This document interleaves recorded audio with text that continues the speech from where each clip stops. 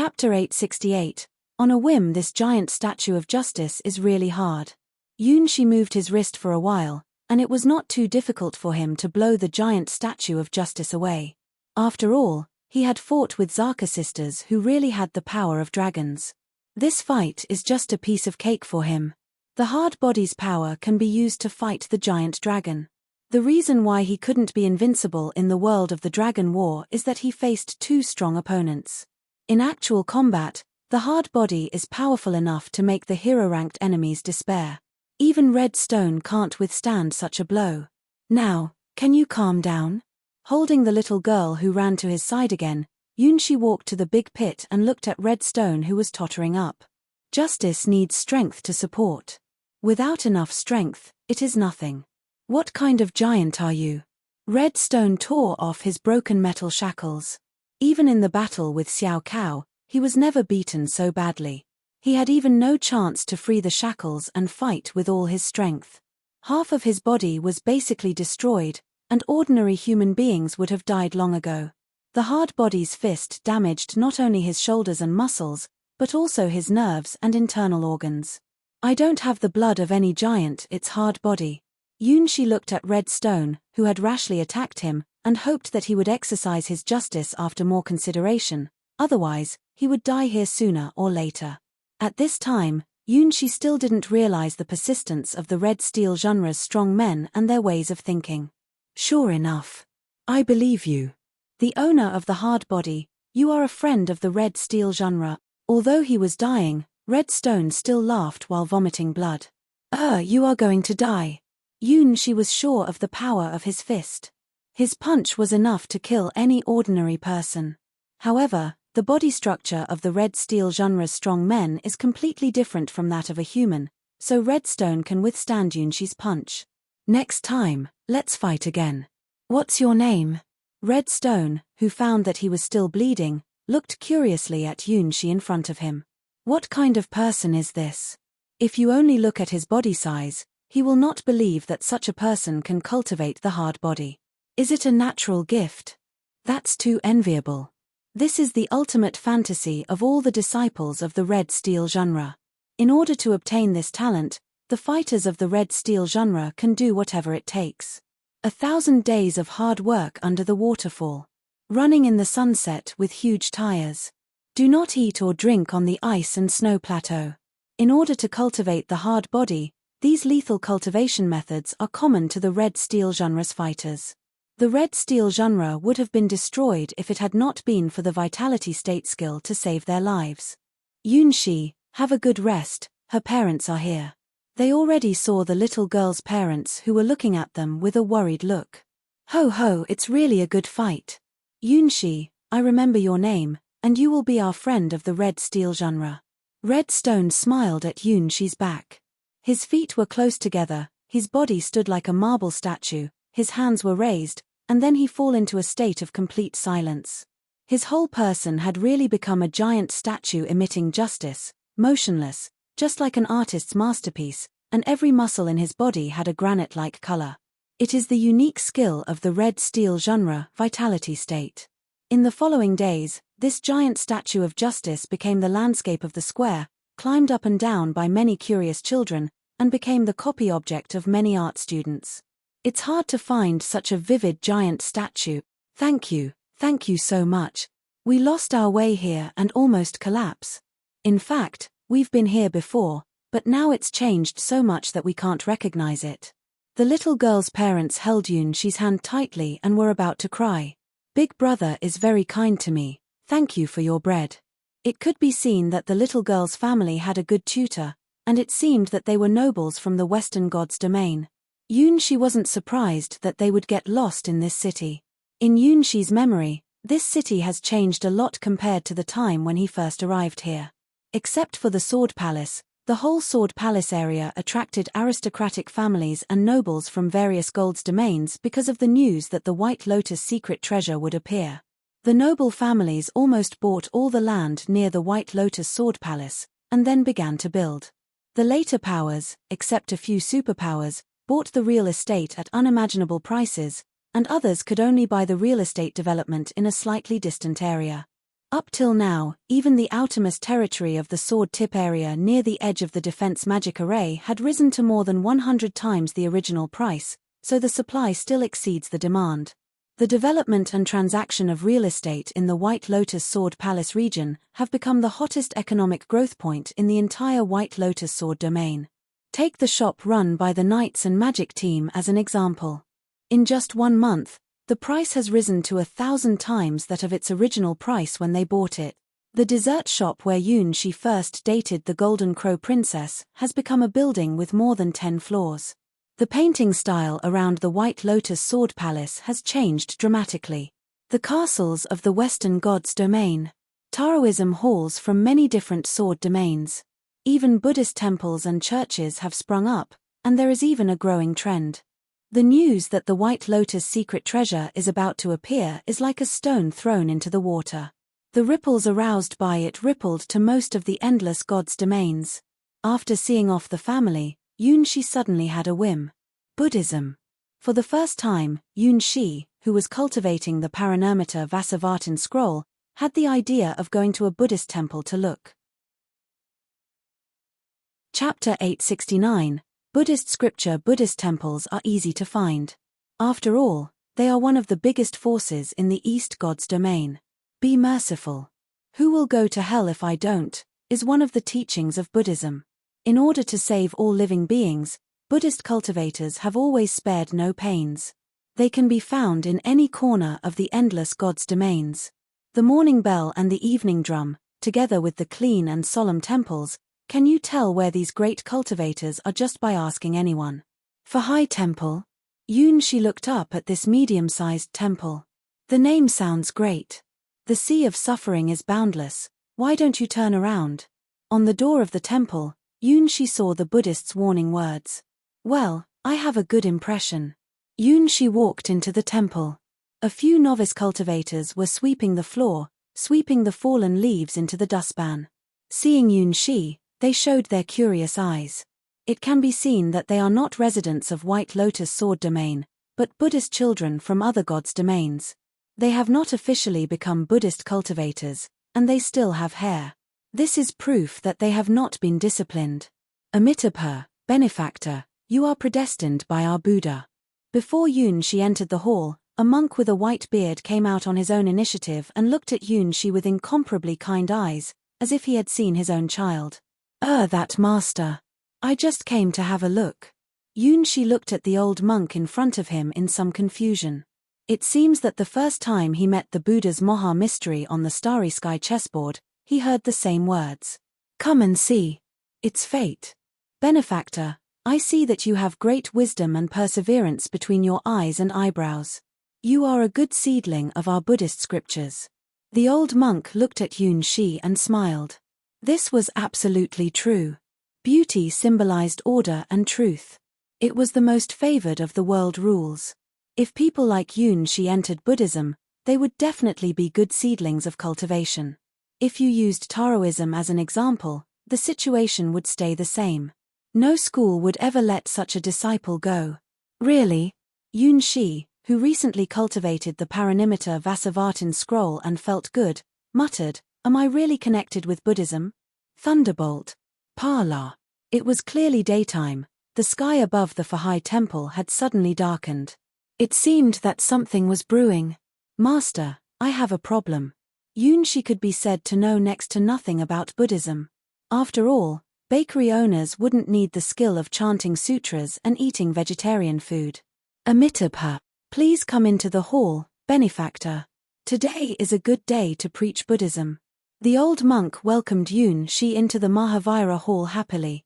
If such a good young man were to enter Buddhism, it would be a great karma. Even he who had reached a high level of cultivation base was very excited. Buddhism, how do I cultivate it? Yoon Shi came up and pointed directly to the center, wanting to know how Buddhist monks cultivated various magical powers. The old monk also cooperated with Yoon Shi and directly showed his true skills. Our Buddhism has a sutra, which is the embodiment of supreme wisdom. It is named Prajna Paramita Heart Sutra. Just recite this sutra every day and religiously observe the truth of our Buddha, then you can get started. Yoon Shi nodded. Even if he didn't know much about Buddhism, he knew of the existence of the Heart Sutra. It is said that all the magical powers of Buddhism came from the Prajna Paramita Heart Sutra. Form is emptiness, and emptiness is form. Solved, it is the great God mantra and the great Ming mantra. It's the supreme mantra, the nihility mantra. It can eliminate all hardships, and it contains truth. In this short sutra, there is an immeasurable truth. All the supreme powers of Buddhism come from the evolution of this sutra. However, only real monks can lead people to learn the method of perception of this Buddhist scripture. As for what kind of magic power can you get, it depends entirely on personal talent. The Buddhist supernatural power doesn't depend on origin and race, but only on enlightenment. It is good to gradually realize. It's also good to put down the butcher's knife and become a Buddha. All the magical powers of Buddhism are based on enlightenment. The most important part of enlightenment is the way to visualize the Buddha's true body with the Prajna Paramita Heart Sutra.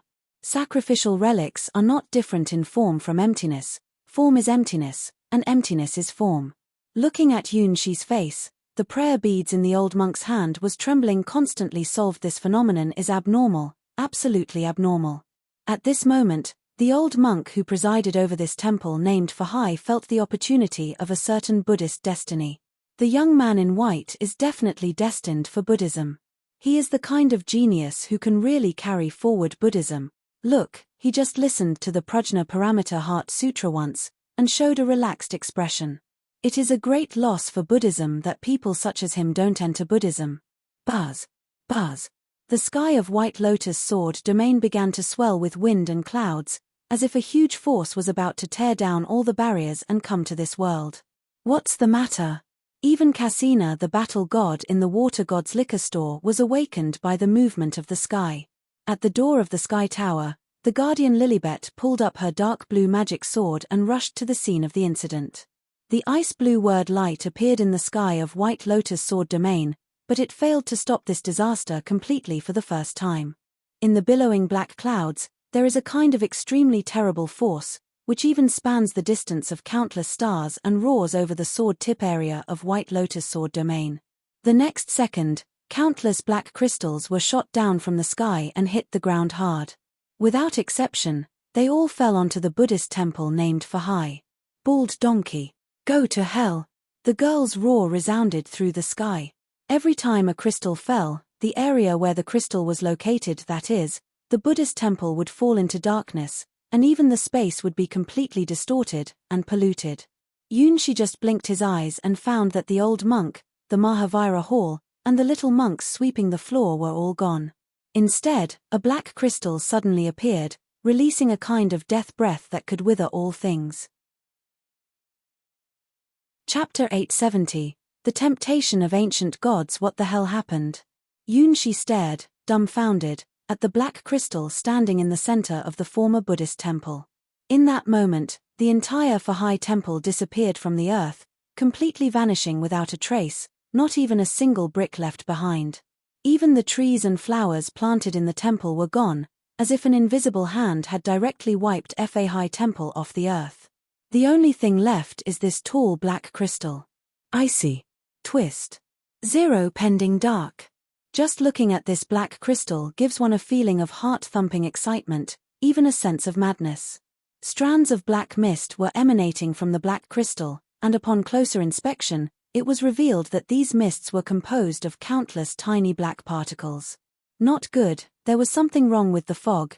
Yunshi retreated as quickly as possible but still could not escape the range of the dark crystal's effect and got swept up in the rapidly spreading mist. Yunshi had the worst mental preparation. After all, the mists came from that dangerous black crystal that constantly released a distorted aura. What made him curious was that, although he was surrounded by fog, he didn't feel suffocated or distorted. Instead of avoiding the mist, he found himself immersed in it, and there was a familiar scent in the air. Bald thief. If you want to go to hell, then go to hell. An unknown voice reverberated in the black mist, full of anger. Yunshi felt like he was heard this voice somewhere before. Reaching out his hand, his fingertips touched the suspended black particles, these black particles curiously gathering in front of Yunshi, transforming into all kinds of shapes. The temperature around the dark crystal began to rapidly decrease.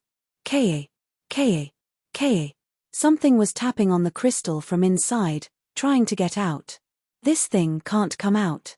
Yunshi hadn't seen the creature's appearance, but instinctively sensed that this was a monster far beyond his imagination. Yunshi felt a chill down his spine before the arrival of the atmosphere that seemed to carry a distorted halo with it. That is a great malice to the world, representing the chaotic and evil side of creatures. Yunshi had once briefly encountered similar creatures in the world of the Dragon War. They were known as ancient gods and were responsible for the downfall of the ancient queen of Assyria. In the world of the Dragon War, besides the original giant dragon Hua Hua, the most terrifying existence manifested part of its true body at the Blood Moon wedding, the wild demon. Ua. Seemingly aware of Yunshi's presence, the unknown evil started making unspeakable murmurs, beckoning Yunshi closer to the dark crystal. That was the ancient whisper that echoed directly in the soul, a temptation from the abyss. In no time, the unknown evil thing had captured the civilization aura of White Lotus Sword Domain, converting its low whispers into a language that Yunshi could understand. Come on. Make a wish to me. Wish to the Great One and gain the qualification to become my apostle. Everything you want you can get. I can fulfill all your desires. Reach out and accept the blessings of the divine. Yunshi shrugged. The ancient gods had already used this move countless times in the world of the Dragon War, and he didn't care much for the ancient gods. How should I respond in this situation? Yunshi thought of the things he had just learned, put his hands together in a clumsy way, and said, Amitabha, dong, dong, dong. 10 black crystals fell from the sky and were inserted on the ground of Fahai Temple, accompanied by the curse of the girl. Damn, that bald donkey. I want you to die, die, die. No, I will torture you, and you can't even die. At the same time, the voices from the abyss became more numerous. Having understood the language of White Lotus Sword Domain, they all extended an olive branch to Yunshi like insurance salesmen selling their services. Come to my place, there's a witch with black hair and big chest here. Make a wish to the Great One, and you can have whatever you want, to enjoy all the splendors of the world. If you just reach out your hands, you can make your dreams come true. This store's promotional gift is a big-breasted witch. Come to me, I have 3 newborn succubuses here. Make a wish to the Great One. You can get 3 succubuses along with a tower as a bonus. Hold my hand, you won't regret it. What is a succubus? Yunshi doesn't know how many mags have exhausted themselves and reached bliss through this creature. Come to my place, I have a dark elf princess there. Make a wish to the Great One, with attendant maidservants now included. Quick, quick, don't miss it. This time, Yunshi was slightly moved, mainly because his first experience was with a dark elf. That soft skin, tender little feet, and a narrow, compact taste, are memories that can never be forgotten. In order to bring Yunshi into their own camp, the unscrupulous ancient gods used their respective good chips and shouted them out. Do I look so gullible? Yunshi looked at the 10 dark crystals that surrounded him. His options were a witch, a succubus, a dark elf princess, a tentacle girl, and some more for her to choose from. 0 pending if he agreed to just one of them, he would probably be eaten to the bone in no time. He knows how the ancient kingdom of the Queen of Assyria was destroyed by the ancient gods. Perhaps, by listening to the voice of the ancient gods and making a wish to them, one can indeed realize their wishes. But it would certainly not be done in a normal way. The ancient god is not a philanthropist, and the power to fulfill your wishes doesn't appear out of nowhere. Yunshi doesn't want to wake up and find that the entire White Lotus Sword Domain has been covered by the Blood Moon. And she wouldn't want to see such a thing happening, right? Yunshi raised his head and looked up at the dark sky, waiting for the arrival of the dawn. Unlike Assyria, the Sky Sword God's domain has the strongest guardians. Awful. Found it. Is this the guardian? As Yunshi raised his head, the ancient gods also discovered that the power representing absolute order was approaching. For the ancient gods of the naturally chaotic evil faction, this is an enemy of all enemies. A blue icy swordlight pierced through the sky, breaking through the dark clouds like a final judgment, and in a flash struck a huge dark crystal.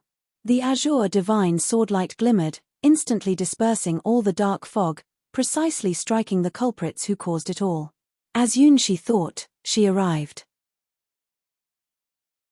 Chapter 871, Light of the Divine Sword. One after another, the dark crystals were shattered in the brilliance of the blue god sword, turning into dust and disappearing into the air. 3 strands of ice-blue hair clusters gently shook, and the guardian of the sky sword god's domain, the oldest sky sword Lilibet, appeared directly on the land of the sky sword god's domain. She who always guarded the gate of the sky tower was there. Even when the white holy dragon smuggled in, she only brandished her sword to block it. This time, however, she left the sky tower and appeared before Yunshi. The power of the abyss. The traces of the ancient gods. Bearing the divine sword, she carefully inspected the ground where the Fahai temple had disappeared, and then looked at Yunshi. Are you all right, Starry Sky Chess Master?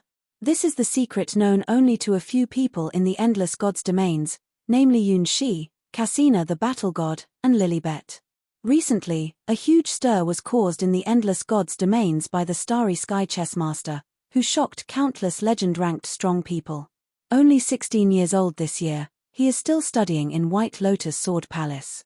Due to Yunshi's huge contribution to the Sky Tower, his protection priority in the entire White Lotus Sword domain is higher than that of the Twin Witches and equal to Cassina the battle god in the judgment criteria of guarding Lilibet the Sky Sword. Yunshi never imagined how important his accidental acquisition of the Starry Sky Chess Master title was in determining the protection of Lilibet to the Sky Sword god's domain. Yunshi looked at the empty ground and had a contemplative expression on her face. I'm okay. It's just that the temple here. What terrible existence has the Fahai temple stirred up that it was directly erased from the map? It looks like at least 10 ancient gods have attacked Fahai temple. Is it because the old monks here killed many ancient evil creatures before? Well, maybe this is the truth.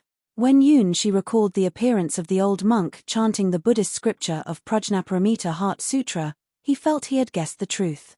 Since the cultivator was so powerful, perhaps the battle had not yet ended, and Fahai's temple was not destroyed but had simply disappeared into the White Lotus Sword domain. In places he didn't know, the battle was still going on. This level of battle was beyond his imagination. At that moment, Yunshi paid respect to the old monk whose Dharma name was still unknown to him. The old monk is absolutely an extraordinary master of Buddhism. Compared to him who has only just started cultivating the Paranirmita Vasavartin scroll, it is an unreachable goal. As I leave, I will reinforce the barriers. This attack is only against the Buddhists. Lilibet looked somewhat puzzled. Why was the target locked onto only the Buddhists? These ancient gods only threw only one piece of black crystal to other places, and here 10 were invested. This kind of black crystal that can cause changes in the heavens and earth, if it is in a general small sword domain, one piece is enough to cause an apocalypse crisis. Using these dark crystals as coordinates, it will quickly draw in high-ranking races that wander the starry sky, like the colors of the stars, and then the entire world will be contaminated. The ground will no longer bear fruit, rivers will emit odors, the sky will gradually be occupied by various spores, humans will soon despair and collapse in such an environment, and the belief in evil gods will spread like a plague. It only takes around 7 days for the ancient gods to come and reap, transforming this world into a part of the abyss. Having such terrifying power, the value of these black crystals is naturally not cheap. Even in the depths of an abyss, it takes a long time for a precious crystallization to be nurtured. It is a symbol of the power of the abyss. Dark Evil Crystal is the name of this dark crystal, which is a treasure that only can generate after millions of years of experience in the abyss. To put it bluntly, the price of a Dark Evil Crystal is enough to buy a small sword domain like White Lotus Sword domain.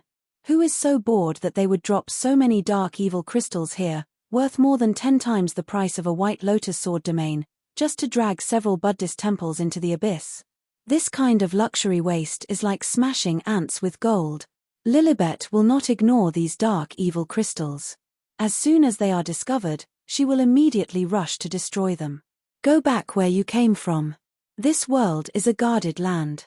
The azure blue God's word light shone down, instantly purifying the land tainted by the Dark Evil Crystals. For the ancient gods, she is undoubtedly their enemy. The bald asses remembered me.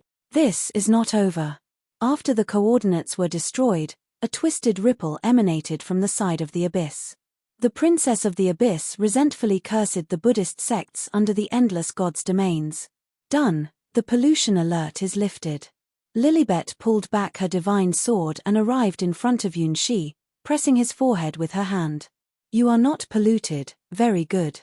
Feeling the warmth of Lilibet's hand, Yunxi's face suddenly flushed. How many times in his dreams had he gazed upon the girl standing atop the golden sandy beach, of whom he didn't even know her name yet wanting to know more about her? For Yunxi, these dreams usually end with her slashing himself and they never had a chance to communicate. Dream lover, different from the childhood sweetheart of reality, Yunxi never imagined a day when she would actually meet him. It wasn't until he came to the Sky Tower using the identity of Cassina the battle god that he truly saw her and learned her name. The guardian of the Sky Sword God's domain. The gatekeeper of the Sky Tower. Elizabeth Lilibet is one of the highest sky swords in God's domain. She existed for a longer time than he had imagined, and the mission she carries out is heavier than he had thought.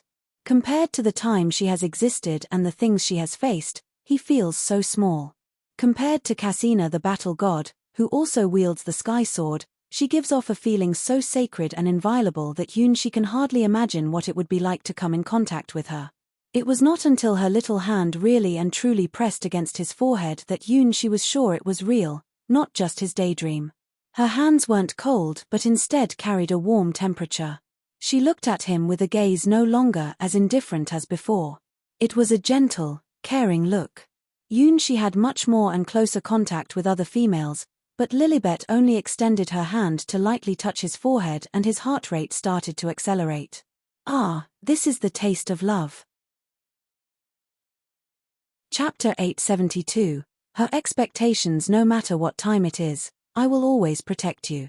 The places touched by Lilibet are marked with a sign of order. That is the recognition by the 7 towers, which branded a divine seal on Yunxi's forehead. As long as Yunxi is in the Sky Sword God's domain, no matter where he encounters deadly danger, he will receive protection from Lilibet. This divine seal is Lilibet's life-saving ace to Yunxi. Your hand is more important than you think. Lilibet lifted Yunxi's hand, which was invincible on the Starry Sky chessboard. In the world of Starry Sky chess, this hand has amazed the gods. I got it. Once again, Yunxi was endlessly grateful to his master, Cassina the battle god. If it weren't for her guidance to the Starry Sky chessboard, allowing him to successfully obtain the title of Starry Sky chess master, he would probably never have been treated this way by Lilibet in his lifetime. Those beautiful silver-grey pupils right in front of him, gazing at him with a slightly expectant look. When you have time, why don't you go to the Sky Tower to play chess? Just like your master, you are the pride of Sky Sword God's domain. That is Lilibet's gentle side, shouldering the mission of protecting the Sky Tower, wishing that the Sky Tower could rekindle its past brilliance and shine on the top of the 7 towers in the endless God's domains. Okay. I will go and play chess. Out of fear of exposing his identity, Yunxi had been very careful not to log back into the world of Sky Tower. But with Lilibet's encouragement, he felt like he was gaining courage again. Just play chess. Apart from playing chess, don't worry about anything else. With Cassina the battle god's mark and my mark, there is no danger for you in the Sky Sword God's domain. Lilibet looked up at the sky and furrowed her brow slightly, unless they were intruders. Recently the space of White Lotus Sword domain has been torn apart too often. Clearly there is nothing here other than the White Lotus treasure worth paying attention to. Those who truly understand the concept of the White Lotus secret treasure naturally know that the true body of the White Lotus secret treasure is not in the White Lotus Sword domain, but deep in the gaps between the worlds, a place even the gods cannot reach. I will reinforce the space again so that no enemy can easily intrude this world. As the guardian of the Sky Tower, there is seldom reinforcement of a particular small sword domain, except this time. Generally speaking, powerful invaders will not appear in lower sword domains. The sword domain itself is not large enough to contain such huge creatures. It's like trying to fit a whale into a small lake. Under normal conditions, there was no need to fortify the lower level sword domain space. It was unknown why the intruders were so crazed to charge in one after another. If it weren't for her maintaining the balance of White Lotus Sword domain, with just this small pond squeezing in so many legend-ranked creatures, this small sword domain would have collapsed by itself. The troublesome thing is that this inflation rate looks like it might increase even more, since a sky sword was just outside the White Lotus Sword domain and looked eager to enter again. Lilibet can't stop the sky sword. Eventually, the sky sword will find a gap to get through. After all, she is at the same level as Lilibet. Even if she was sanctioned once, as long as she is willing to seal most of her power, she can still go in, just like Cassina the battle god. So with this, the small White Lotus Sword domain gathered 2 sky swords, 1 deity, and 2 fantasy species at once. In order to protect the weak Starry Sky Chess Master, it is better to let him play chess in the Sky Tower. Zero solved. At least if he is in the Sky Tower, no one can hurt him while she is protecting. Okay, let's go play chess. Excited to be reunited with his dream lover, Yunshi returned to the White Lotus Sword Palace. He tightly embraced Maya, taking in the warmth of her golden hair and taking a deep breath. Maya was mesmerized and overwhelmed by Yunshi. Her soul felt upside down and her body was about to go limp. The 3 little puppies curiously watched Maya being held by Yunshi, showing an envious expression and also gathering up to it. The future is full of hope. Ah, how beautiful the world is. Yunshi, who had just made an appointment with his dream lover, was in a great mood, and he immediately opened the sign leading to the Sky Tower after adjusting his state. This time he didn't use the identity of Cassina the battle god, but the identity that belongs to him entirely, Starry Sky Chess Master. This identity, due to having been recognized by Lilibet, is the highest privilege belonging to the Sky Tower. Ranked below only the Sky Tower's guardian Lilibet and equal to Cassina the battle god. Upon gaining access to the Sky Tower, he surpassed even most of the Sky Swords. The preciousness of this account is beyond what Yunshi can even imagine. Among all the identities that possess access to the Sky Tower, he was one of those few at the top of the pyramid. And with the opening of Starry Sky Chess, his points in the Sky Tower are still rising. As the Starry Sky Chess Master, he would naturally be endowed with privileges, he just doesn't know it yet. The golden beach, the endless stretching mist, and the girl who stands steadily before the gates of the Sky Tower and occasionally slays wandering souls lost in the mist. When Yunshi re-entered the world of the Sky Tower, he felt his heart race. Hello, Starry Sky Chess Master. Lilibet opened her eyes and nodded to Yunshi, who came running to the gate of the Sky Tower. I will go play chess now. Because of Cyber Elf Alpha, Yunshi was a bit worried that something unpredictable may happen if he plays chess again. But with Lilibet's encouragement, he was now filled with courage. Because of Lilibet, he wanted to play chess again. I wish you 100 victories, for the glory of the Sky Tower. Lilibet caressed Yunshi's forehead again, giving him the blessing of the goddess of victory. For Yunshi, he is only confident in winning on the Starry Sky chessboard. I will win. Ultimately, there's no game simpler and more understandable than Starry Sky Chess for him. 0. Chapter 873. They play chess. When Yunshi stepped into the entrance of the Sky Tower, he saw the rotating compass on the altar again. Cassina the battle god's favorite place is the battle god's championship contest. It is said that she has never suffered defeat here, and several of Yunshi's elder martial sisters often train their skills here. Let's not come here today, perhaps there will be an opportunity to come in the future. It is said that the doll city is where the puppet makers gather. Yunshi was slightly curious. After all, he was a semi-professional puppet maker, but unfortunately his only work was taken away by the Queen of Assyria. He didn't know how White Moon was doing now, but it should be as if she were a princess and being taken care of by the Queen of Assyria. Heavenly Book World. This place gathered many inherited books of the heavens, and Cassina the battle god said that the rules of the trials here are very complicated. Even though you're militarily invincible, when it comes to the rules of poetry and drawing, you have to leave empty-handed. It seems like Cassina the battle god doesn't adjust well to this world too, but Yunshi is somewhat interested. After the compass rotated 3 times, Yunshi finally saw the familiar trial world. The Starry Sky chessboard was originally randomly accessible, often appearing only once every 1,000 years as a special trial and praised as the stage of the highest wisdom in the endless God's domains. Now it is accessible at any time and acts as one of the highest trials with the 7 towers constantly present. Just to get into a game of Go, one has to go through qualification tests, so it's roughly divided into 2 areas. 0 solved only those with a ranking can enter the star zone, where every win and loss contributes to one's rank score. Legend-ranked existences and wise men fight on this stage, striving for higher rankings and honing their skills. Another one is the Stardust Zone, where there are no rank restrictions and even beginners who just understand the rules can play. The outcome of the games played in this zone doesn't count towards rank points, so it is a place where one can play freely. Dividing these 2 areas is the self-evolution of the Starry Sky chessboard, and the emergence of the Stardust Zone also gives those newly learned players the opportunity to show off their skills. Most of the time, the skills of the players in the Stardust Zone are eye-watering. After all, Star Go players of certain rank generally play in the Star Zone where they can earn rank points, so it's meaningless for them to play against novice players in the Stardust Zone. 0 solved compared to the orderly Star Zone. Chess players in the Stardust Zone are willing to play any kind of chess, and even some seemingly impossible chess combinations can appear. Ambitious chess players will gradually become familiar with the rules of the Starry Sky chessboard and eventually enter the Star Zone.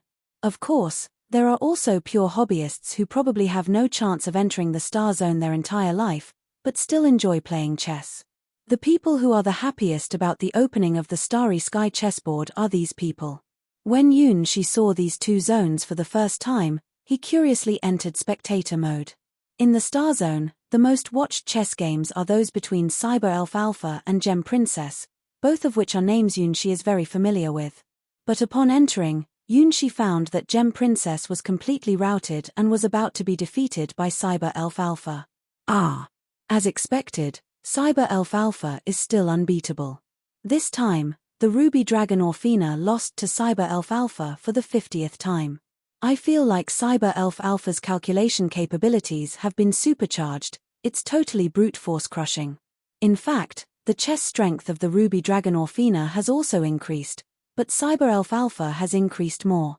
Excluding the previous defeat, Cyber Elf Alpha has achieved a streak of 700 wins again. Oh my, it looks like Mechanus God's domain is about to take off. A group of legendary-ranked star chess players watched in awe and involuntarily gasped in amazement. No matter how many times you watch Cyber Elf Alpha's offense, it gives people a feeling of infinite suppression and breathlessness. Even if you calculated with the legend-ranked calculation power, it is hopeless against Cyber Elf Alpha. Except for the master of Stargo, none of the players in the Star Zone can defeat Cyber Elf Alpha. 0 solved, she has definitely gotten even stronger. Yun-shi looked at the chess moves of Cyber Elf Alpha and make a judgment on her chess strength. Approximately, increased attack power by 10%. However, Star Go is not simply a numerical game, it is not something that can be won simply by stacking computing power. This time, the Ruby Dragon Orphina Princess also lost extremely badly, but Yun-shi felt some unusual taste from her chess. She, who always used brute force to defeat the other party, has started to learn to strategies.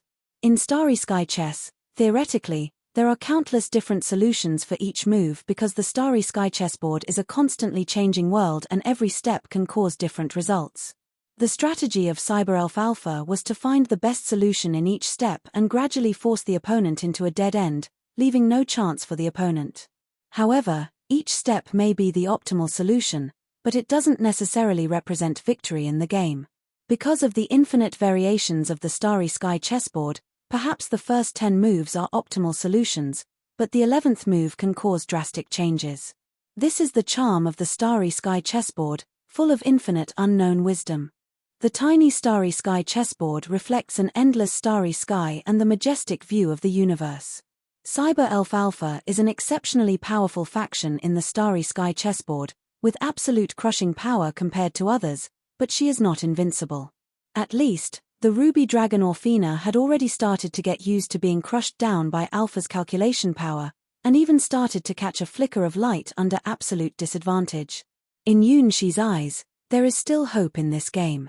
If she could see the star map's changes 7 steps ahead and catch a glimmer of opportunity, perhaps there is still a chance to turn the tables. 1 step, 2 steps, 3 steps.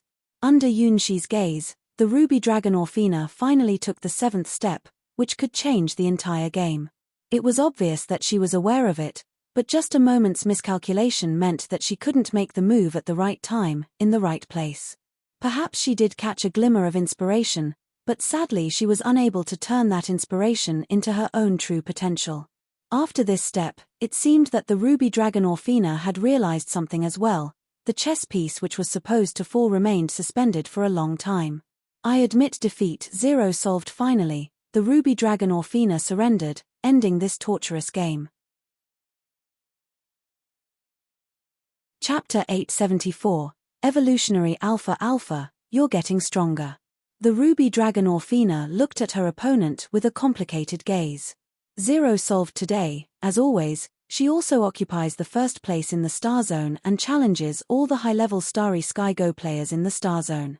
0 solved. Since the Starry Sky chessboard became a regular test of the 7 towers, she has never missed a day of the Starry Sky chessboard battles. No one could stop her from conquering territories and no one could match her in the endgame. Cyber Elf Alpha has become recognized by all the God's Domain star players as the second person in the endless God's Domains and has left Norn the God of Wisdom behind by more than 1 level. If not for the mysterious Starry Sky Chess Master, Cyber Elf Alpha has completed the mission of dominating the Starry Sky chessboard. The record of Cyber Elf Alpha's defeat all comes from her playing against a cloud in the sky. Apart from that, she has never been defeated. Because the unidentified Starry Sky Chess Master, a cloud in the sky, rarely appears in the Starry Sky chessboard to play chess, Cyber Elf Alpha is actually the strongest king of Star Zone. Her game record is a mystery that all the Grandmasters of the Endless Gods Domains must study.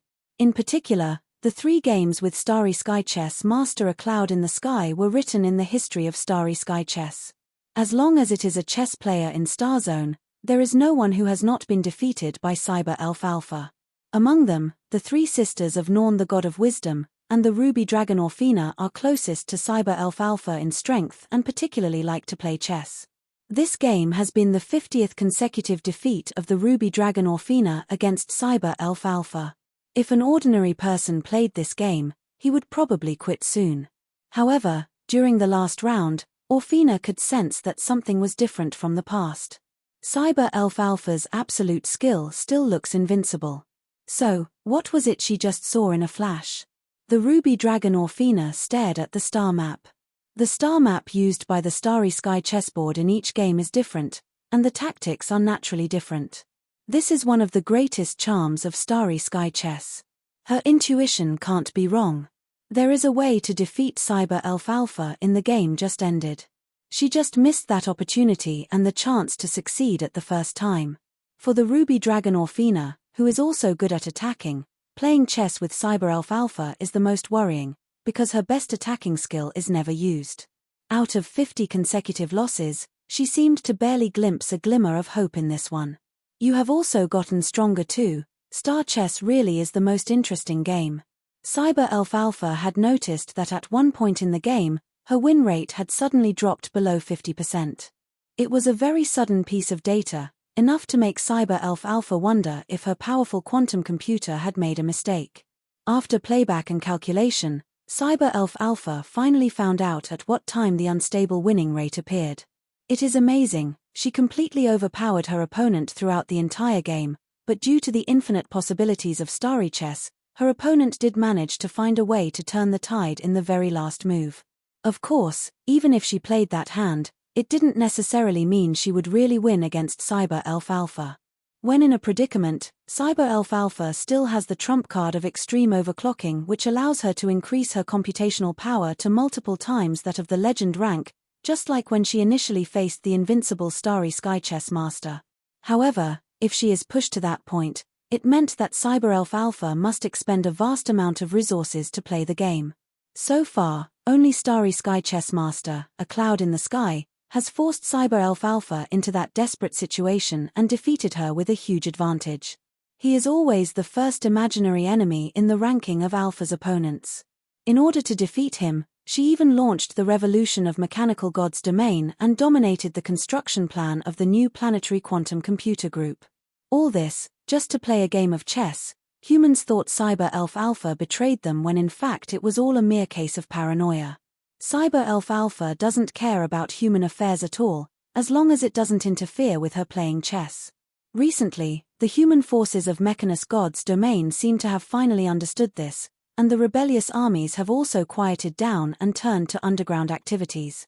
In order to avoid being controlled by the planet quantum computers, they even went back to the ancient era of firecrackers and machines, building underground bases in the barren wilderness.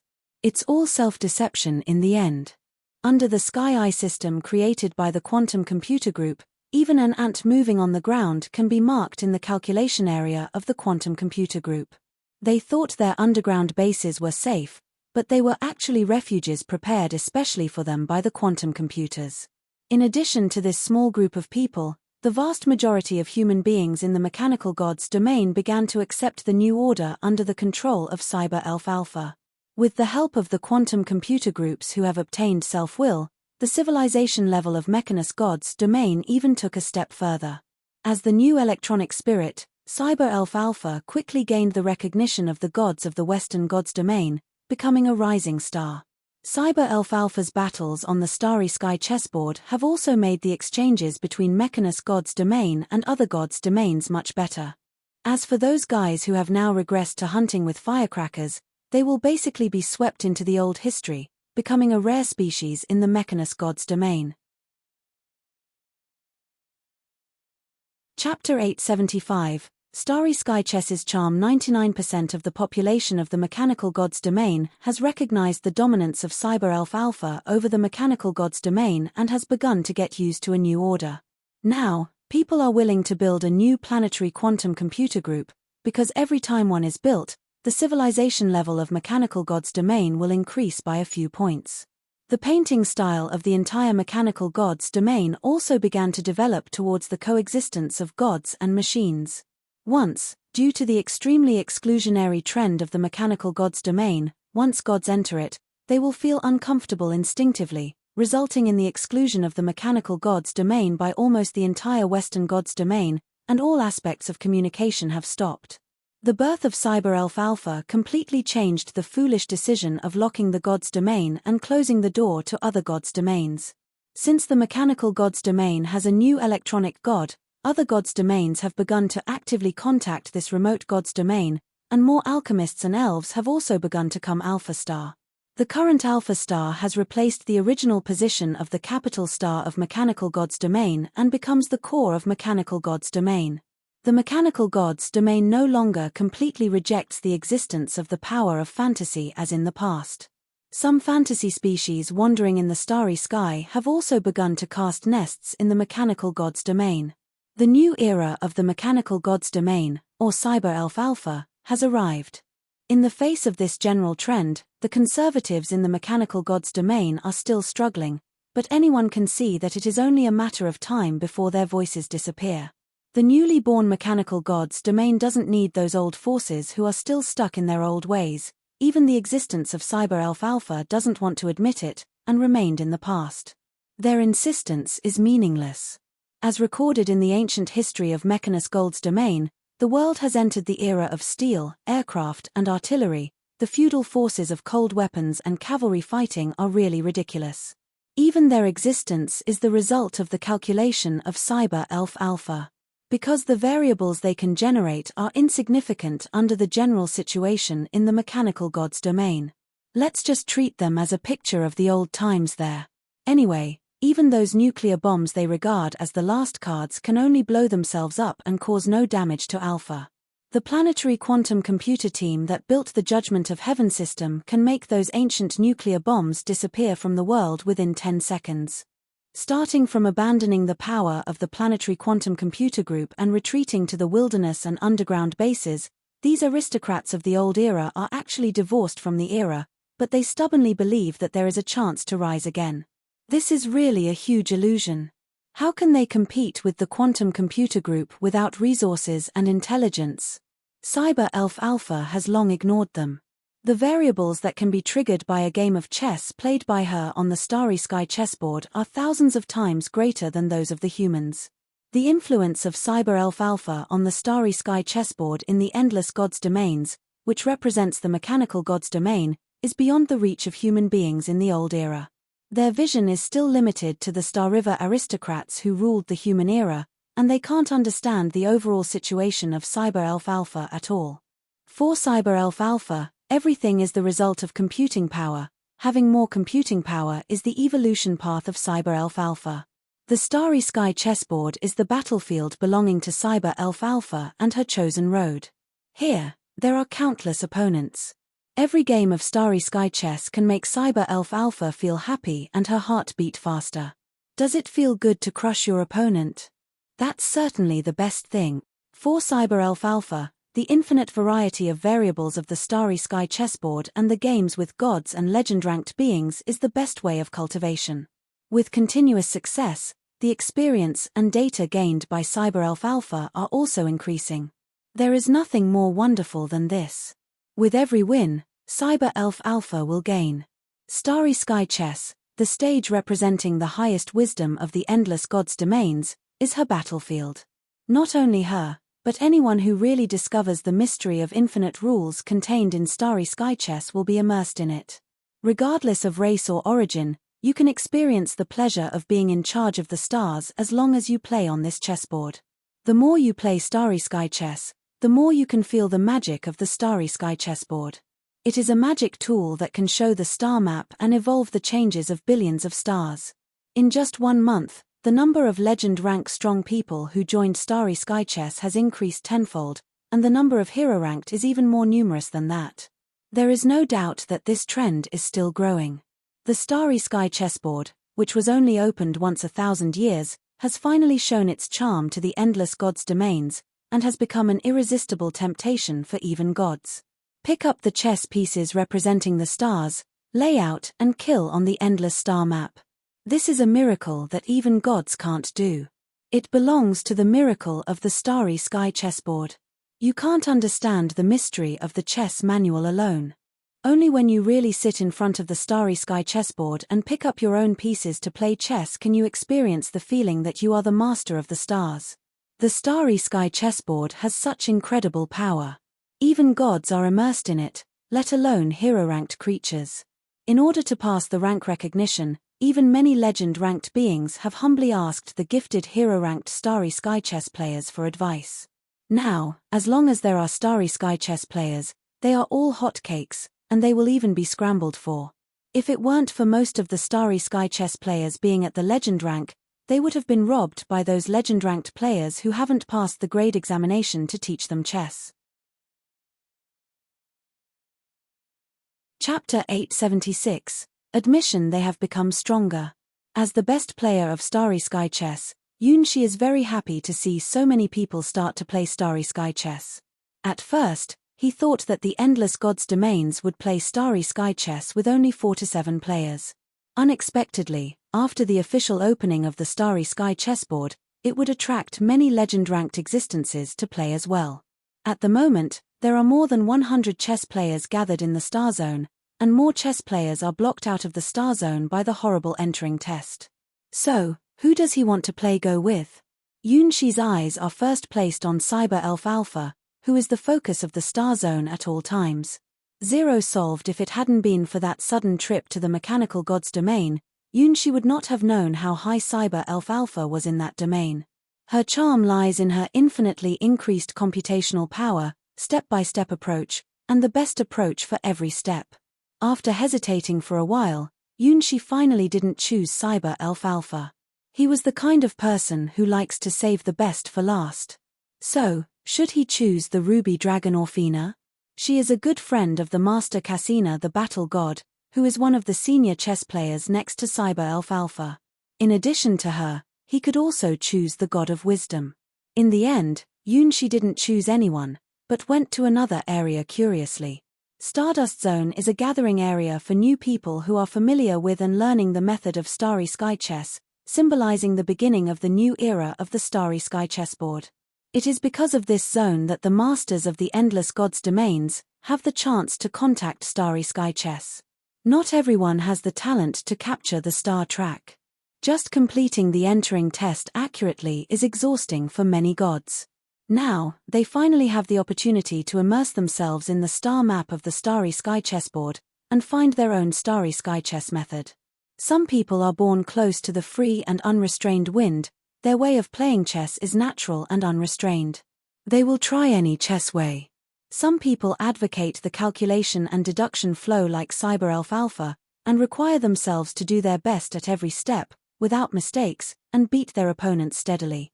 There are also people who love to seize cities and territories, and will not stop until they eat the other party's chess pieces, and even don't hesitate to use them the same way to achieve local victory. This is the charm of Starry Sky Chess. No matter what kind of play is supported and can be used. With the infinitely variable star map, the players in charge of Starry Sky Chess can freely display their wisdom and courage. Here, there is no difference in race or origin. Whether you are a high god or a humble lizard who lives in the swamp, you can meet and battle on the same chessboard. The protection of the Starry Sky chessboard allows the hero ranked to compete with the legend ranked, and even a hero ranked chess player with special talents can defeat those legend ranked newcomers at ease. Although this kind of thing is a rare incident, it is enough to excite countless hero ranked masters just by playing chess with the legend ranked players in the same position.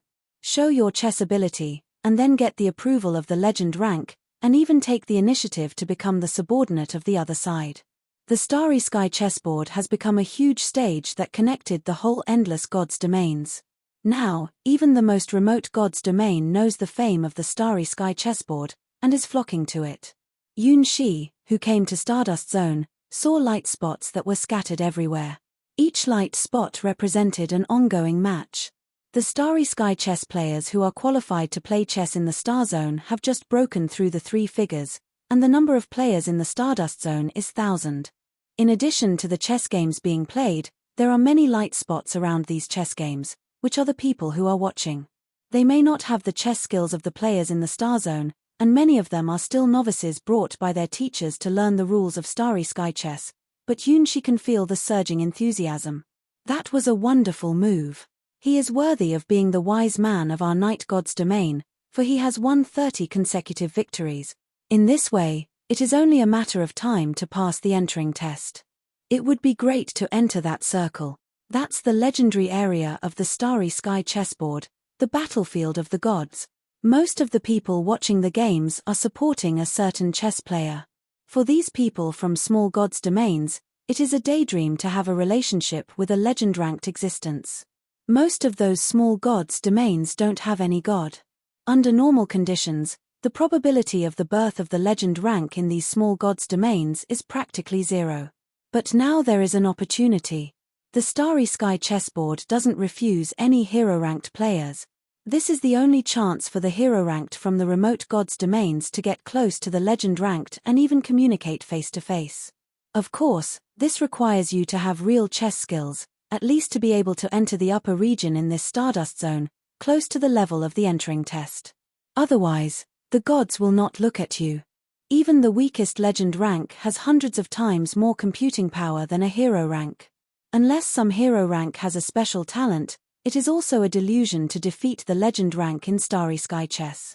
Even so, this was the only way that these hero-ranked people in remote gods domains can find. Under normal conditions, they have no chance to get close to these gods.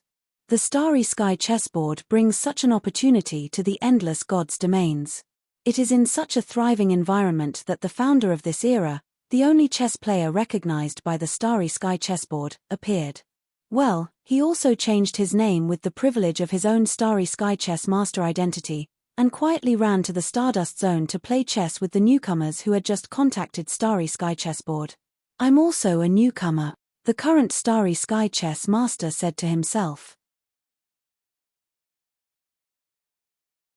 Chapter 877, Immortal in the Pot Little Cloud is the modified name given by Yun Shi to himself, and it is also the name used when he first logged on to the Starry Sky chessboard Stardust area. It is a brand new account. This anonymous privilege is actually available to all Star Zone players, but Yunshi's authority is the highest, which is equivalent to creating an imaginary login number to enter the Stardust Zone.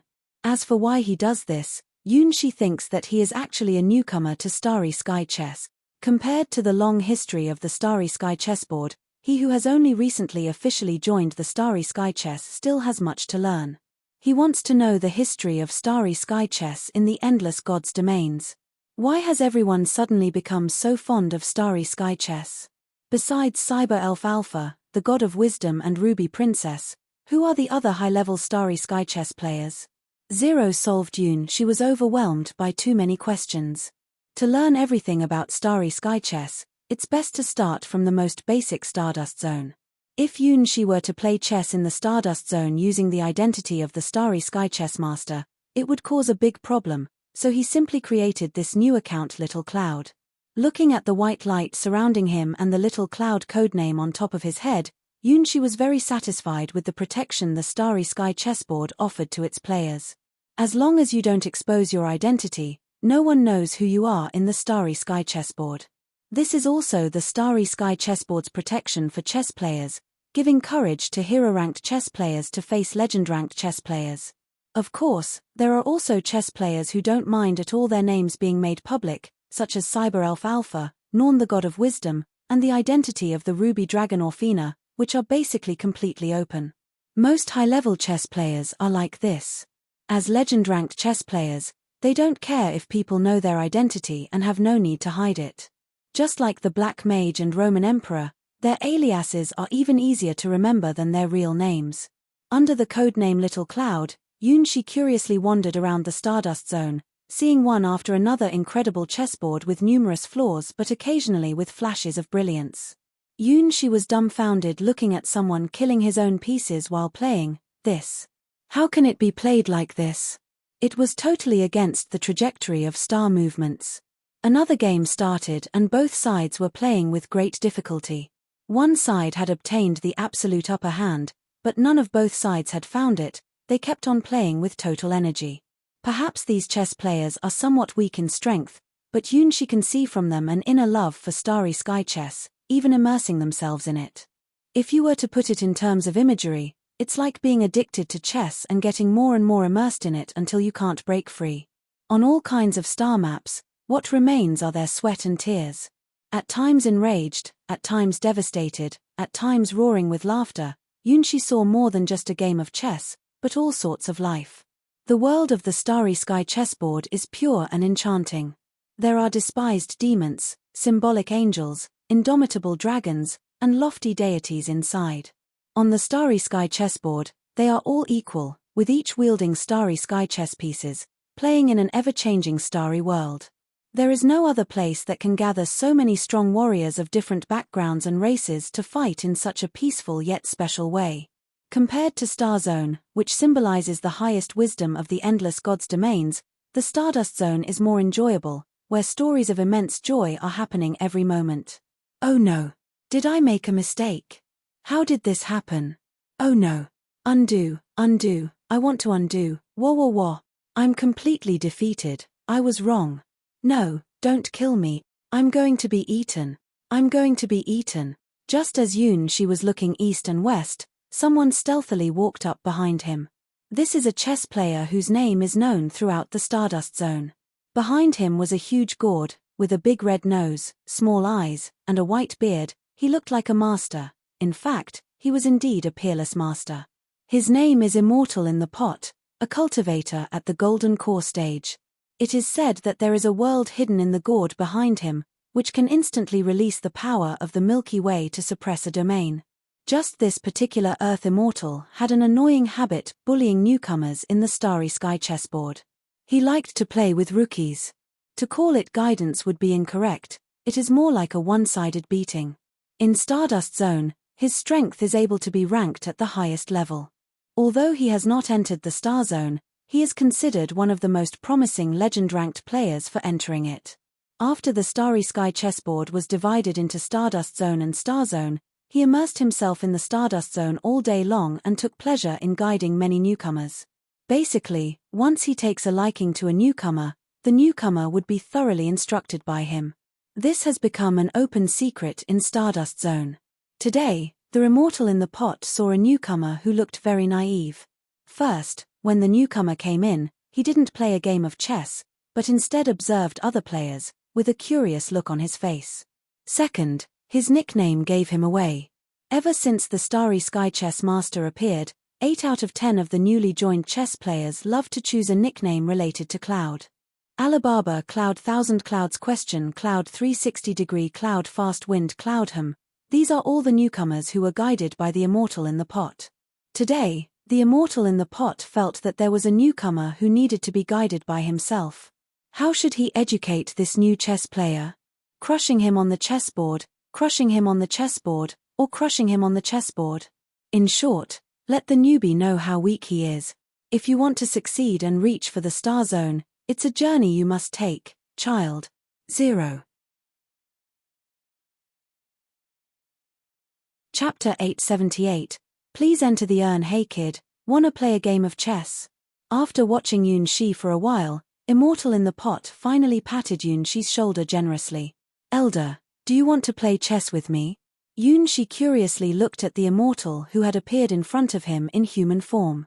He could feel that this was an extraordinary player, and from the big gourd he carried on his back, Yun Shi could sense a deep and unfathomable aura, like his master, the battle god Cassina.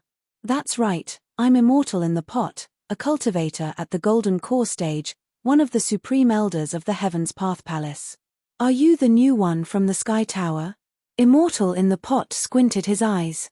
As one of the few organizations in the East God's domain, the Heaven's Path Palace is a gathering place for countless Taoist practitioners. For the young people of White Lotus Sword Domain and other sword domains, if they don't pass the entrance exam of the Sword Palace, their second choice is the Heaven's Path Palace. Once the talent of cultivation is tested, it is also another way to reach the legend rank. The son of the mayor who died in Yun Shi's hands, Ashun, was a disciple of Heaven's Path Palace. Yun Shi looked with amazement at the kind-faced Immortal in the pot. This was a living legend. He never expected to see a Golden Core Immortal in front of his eyes. 0 solved in the East God's domain. The Golden Core Immortals are also known as the Earth Immortals, symbolizing the highest level of Taoism. Throughout the East God's domain, such Golden Core Immortals are even fewer than Sky Swords. He never expected an actual Golden Core Immortal here, and it turns out to be the Supreme Elder of Heaven's Path Palace. 0 solved Starry Sky Chess is the truth of the universe. That you and I could come here to the Starry Sky Chess means we were fated to do so. Immortal in the pot casually bragged, looking at Yun Shi with an extremely friendly gaze. Teaching the newcomer the cruelty of the Starry Sky chessboard is just doing a good deed without any fault. Yun Shi embarrassedly scratched her head, saying, a high monk once said that I have karmic ties with the Buddha. It seems that he really has a fate with Starry Sky Chess. As for whether it is also related to Buddhism, it still needs to be verified. Come on, watching 100 games is not as good as trying it once. Play a game with me and you will naturally understand the magnificence of Starry Sky Chess. Immortal in the pot smiled. Okay, Elder, can you tell me about some of the history of Starry Sky Chess? Yun Shi looked at Immortal in the pot with anticipation. This is a pure newbie, ha. Of course, I will tell you the full meaning of Starry Sky Chess. Immortal in the pot smiled as he and Yun Shi arrived at the blank chessboard. An endless star map unfolds, all surrounding sounds naturally screened off. Though the scenery of stars densely packed not far away can still be seen, at this moment only Yun Shi and Immortal in the pot are facing each other on the chessboard. Although it is the Stardust Zone, the rules here are the same as in the Star Zone. Who plays first is chosen randomly. Once the chess game starts, it can only end when one side surrenders. The gold hourglasses represented the thinking time for both sides. If the sand of one hourglass runs out, there is no more long thinking time and only seconds left. Yun Shi was the first to play. He bet the first move on the Tianyuan position as usual. With a par, Immortal in the pot squinted and looked at Yun Shi with a smile. Newcomer. A novice among novices. Newcomers like to learn from the invincible Starry Sky Chess Master and put their first move on Tianyuan. Could you and the Starry Sky Chess Master be at the same level? The Starry Sky Chess Master's Chenyuan opening is a highly skilled move, and can't be imitated by newbies. This is the consensus conclusion arrived at by all masters of Starry Sky Chess after researching all the games of the Starry Sky Chess Master. In the Endless Gods domains, there are only 1.5 people who can bring out the advantage of the Chenyuan opening move. In addition to the undefeated Starry Sky Chess Master, only Cyber Elf Alpha is qualified to use this move. Beginners using the Tianyu opening move is no different from courting disaster. However, it is precise because of this that we need such predecessors to guide us in chess, right? Since the new player is so insistent on this Chenyuan opening, he should be told why this opening is wrong. Carrying a mysterious smile, Immortal in the pot responded to Yunshi's move and put his piece in the corner. This is a move that has been proven countless times throughout the history of Starry Sky Chess. Elder, do you know when Starry Sky Chess started? Yunshi looked at the star map and was already familiar with the general changes ahead. After all, this was his best game. Immortal in the pot looked into the air with a nostalgic look in his eyes. You've asked the right person this time. According to my knowledge, the trial of the Starry Sky chessboard has already existed since the era when the 7 towers were just established. In other words, this is one of the oldest trials of the 7 towers. Previously, this trial was very rare to come by, and it was the toughest trial with the highest requirements for the testers. You probably don't know, but every time the Starry Sky chessboard's trial appears, even legend-ranked strong people would rush to participate. This Starry Sky chess is so amazingly clever. Both of them played quickly, with Yunshi following the natural course of events and Immortal in the pot happily looking on as Yunshi fell into his trap step by step. This strategy is called to lure with kindness and capture without effort. For newcomers, this trick is infallible. The newbies who have been trained by him in his skillful way are increasing. Unfortunately, after playing a game with him, newcomers usually already know the difference in skill level, and it would be difficult to defeat them so easily again. So, how many moves does it take to take down this tender newbie? 10, 20, or even more? Now the Starry Sky chessboard is open, we really have to thank that Starry Sky chess master. If it wasn't for him, we would never have such a chance. Immortal in the pot stroked his beard, watching the more and more smooth chess game in high spirits. Chapter 879, The Great Reversal. It's time to harvest. Seeing the increasingly obvious chess situation, Immortal in the pot was elated. This Immortal has no other hobbies in his life, only wine and chess. He can't give up. It can be said that he is obsessed. As a golden core Immortal, the wine he hasn't drunk in the Endless Gods domains basically doesn't exist. The Heaven's Path Palace will also try to collect all kinds of wine for him and let him enjoy it. The problem is chess. Take Go, which is popular in the East Gods domain, as an example. His strength is already at the peak of the peak. Go can no longer satisfy the addiction of Immortal in the pot. Finally, he became addicted to Starry Sky chess. However, the time of the Starry Sky chessboard's trial is random, sometimes not even once in 1,000 years. In Yunshi's eyes, Starry Sky chess is simple and easy to understand, and he can easily pass the entrance test, but Immortal in the pot could hardly pass it. Before the official opening of the Starry Sky chessboard, the chess players who could play chess here were recognized as the top wise men by the Endless Gods domains. The present Stardust Zone is a paradise for Immortal in the pot. He spares no effort to guide the new players, just to let them know the breadth and depth of Starry Sky chess. It's a pleasure to preach, teach, and dispel doubts. You are really catching up with all the good times. In the past, if we wanted to play the Starry Sky chess, we have to wait for thousands of years. Immortal in the pot recalled the tension and heartbeat that he was expecting the arrival of the Starry Sky chessboard. The new players in this era, in contrast, as long as they had approval from their own towers, they could come here to play chess. As a senior, naturally, he should give his juniors a friendly lesson. Is there no other place to play Starry Sky chess except here? Yunshi looked at the chess game and felt that there was not much time left. No, even I can't understand the power of the evolutionary star map, which is beyond the control of gods. I don't know how powerful it is to create the Starry Sky chessboard, and how powerful it is to record the stars in the endless sky.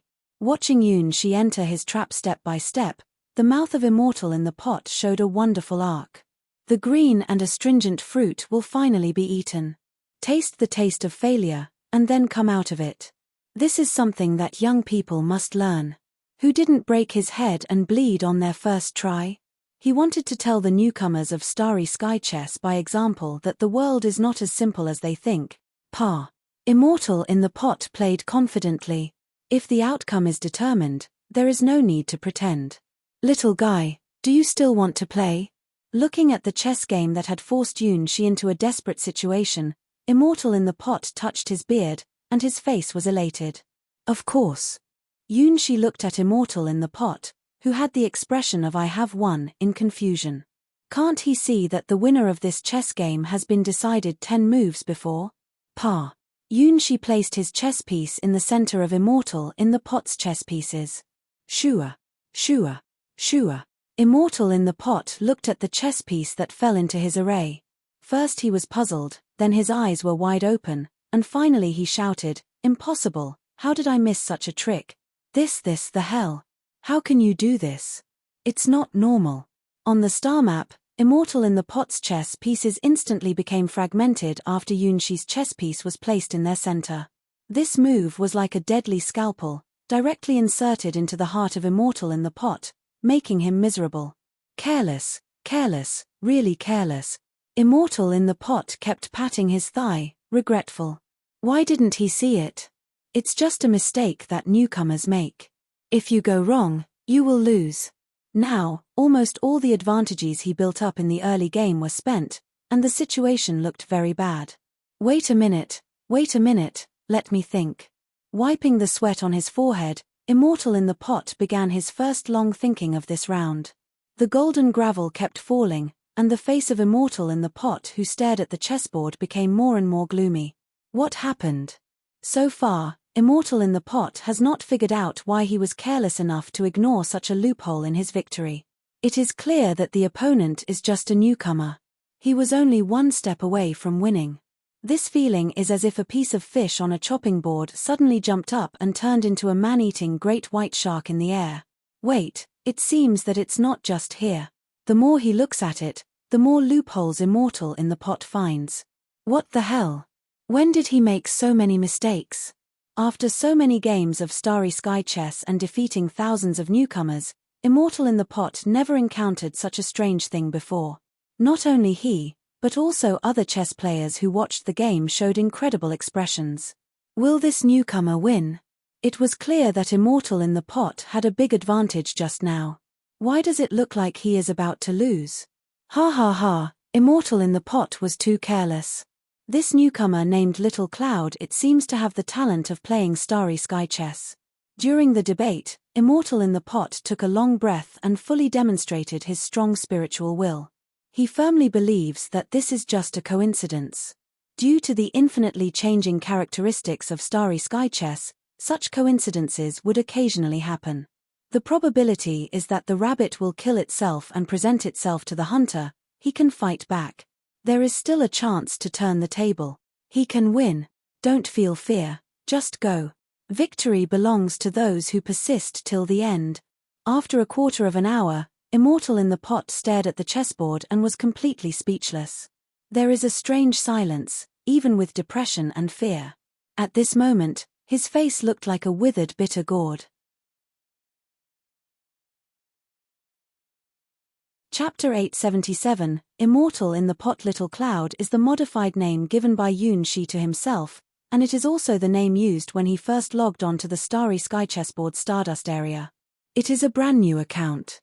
This anonymous privilege is actually available to all Star Zone players, but Yoon-shi's authority is the highest, which is equivalent to creating an imaginary login number to enter the Stardust Zone. As for why he does this, Yoon-shi thinks that he is actually a newcomer to Starry Sky Chess. Compared to the long history of the Starry Sky Chessboard, he who has only recently officially joined the Starry Sky Chess still has much to learn. He wants to know the history of Starry Sky Chess in the endless gods' domains. Why has everyone suddenly become so fond of Starry Sky Chess? Besides Cyber Elf Alpha, the god of wisdom and Ruby Princess, Who are the other high-level Starry Sky chess players? She was overwhelmed by too many questions. To learn everything about Starry Sky chess, it's best to start from the most basic Stardust Zone.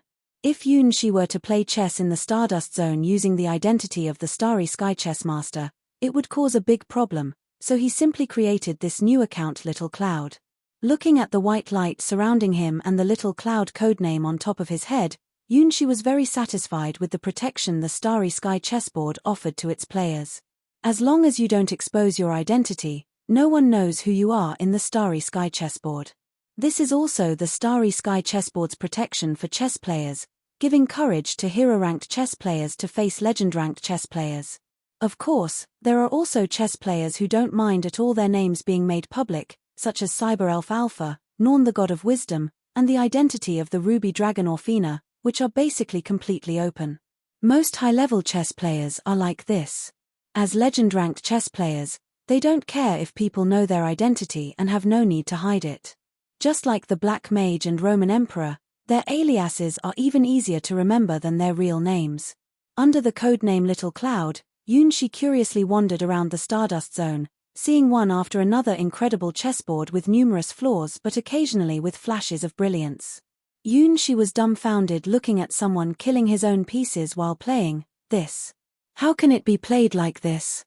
It was totally against the trajectory of star movements. Another game started and both sides were playing with great difficulty. One side had obtained the absolute upper hand, but none of both sides had found it. They kept on playing with total energy. Perhaps these chess players are somewhat weak in strength, but she can see from them an inner love for Starry Sky chess, even immersing themselves in it. If you were to put it in terms of imagery, it's like being addicted to chess and getting more and more immersed in it until you can't break free. On all kinds of star maps, what remains are their sweat and tears. At times enraged, at times devastated, at times roaring with laughter, she saw more than just a game of chess, but all sorts of life. The world of the Starry Sky chessboard is pure and enchanting. There are despised demons, symbolic angels, indomitable dragons, and lofty deities inside. On the Starry Sky chessboard, they are all equal, with each wielding Starry Sky chess pieces, playing in an ever-changing starry world. There is no other place that can gather so many strong warriors of different backgrounds and races to fight in such a peaceful yet special way. Compared to Star Zone, which symbolizes the highest wisdom of the endless gods' domains, the Stardust Zone is more enjoyable, where stories of immense joy are happening every moment. Oh no! Did I make a mistake? How did this happen? Oh no! Undo, undo, I want to undo, wah wah wah. I'm completely defeated, I was wrong. No, don't kill me, I'm going to be eaten. I'm going to be eaten. Just as she was looking east and west, someone stealthily walked up behind him. This is a chess player whose name is known throughout the Stardust Zone. Behind him was a huge gourd, with a big red nose, small eyes, and a white beard. He looked like a master. In fact, he was indeed a peerless master. His name is Immortal in the Pot, a cultivator at the Golden Core stage. It is said that there is a world hidden in the gourd behind him, which can instantly release the power of the Milky Way to suppress a domain. Just this particular Earth Immortal had an annoying habit bullying newcomers in the Starry Sky chessboard. He liked to play with rookies. To call it guidance would be incorrect, it is more like a one-sided beating. In Stardust Zone, his strength is able to be ranked at the highest level. Although he has not entered the Star Zone, he is considered one of the most promising legend-ranked players for entering it. After the Starry Sky chessboard was divided into Stardust Zone and Star Zone, he immersed himself in the Stardust Zone all day long and took pleasure in guiding many newcomers. Basically, once he takes a liking to a newcomer, the newcomer would be thoroughly instructed by him. This has become an open secret in Stardust Zone. Today, the Immortal in the Pot saw a newcomer who looked very naive. First, when the newcomer came in, he didn't play a game of chess, but instead observed other players, with a curious look on his face. Second, his nickname gave him away. Ever since the Starry Sky Chess Master appeared, 8 out of 10 of the newly joined chess players love to choose a nickname related to Cloud. Alibaba Cloud, Thousand Clouds Question Cloud, 360-degree Cloud, Fast Wind Cloud, Hum. These are all the newcomers who were guided by the Immortal in the Pot. Today, The Immortal in the pot felt that there was a newcomer who needed to be guided by himself. How should he educate this new chess player? Crushing him on the chessboard, crushing him on the chessboard, or crushing him on the chessboard? In short, let the newbie know how weak he is. If you want to succeed and reach for the star zone, it's a journey you must take, child. END Field Separation Characters. 7. Tzlitzjalex. Chapter 878. Please enter the urn. Hey kid, wanna play a game of chess? After watching Yun Shi for a while, Immortal in the pot finally patted Yun Shi's shoulder generously. Elder, do you want to play chess with me? Yun Shi curiously looked at the Immortal who had appeared in front of him in human form. He could feel that this was an extraordinary player, and from the big gourd he carried on his back, Yun Shi could sense a deep and unfathomable aura, like his master, the battle god Cassina. That's right, I'm Immortal in the pot, a cultivator at the Golden Core stage, one of the supreme elders of the Heaven's Path Palace. Are you the new one from the Sky Tower? Immortal in the pot squinted his eyes. As one of the few organizations in the East God's domain, the Heaven's Path Palace is a gathering place for countless Taoist practitioners. For the young people of White Lotus Sword Domain and other sword domains, if they don't pass the entrance exam of the Sword Palace, their second choice is the Heaven's Path Palace. Once the talent of cultivation is tested, it is also another way to reach the legend rank. The son of the mayor who died in Yun Shi's hands, Ashun, was a disciple of Heaven's Path Palace. Yun Shi looked with amazement at the kind-faced Immortal in the pot. This was a living legend. He never expected to see a Golden Core Immortal in front of his eyes. In the East God's domain, the Golden Core Immortals are also known as the Earth Immortals, symbolizing the highest level of Taoism. Throughout the East God's domain, such Golden Core Immortals are even fewer than Sky Swords. He never expected an actual Golden Core Immortal here, and it turns out to be the Supreme Elder of Heaven's Path Palace. Starry Sky Chess is the truth of the universe. That you and I could come here to the Starry Sky Chess means we were fated to do so. Immortal in the pot casually bragged, looking at Yun Shi with an extremely friendly gaze. Teaching the newcomer the cruelty of the Starry Sky chessboard is just doing a good deed without any fault. Yun Shi embarrassedly scratched her head, saying, a high monk once said that I have karmic ties with the Buddha. It seems that he really has a fate with Starry Sky Chess. As for whether it is also related to Buddhism, it still needs to be verified. Come on, watching 100 games is not as good as trying it once.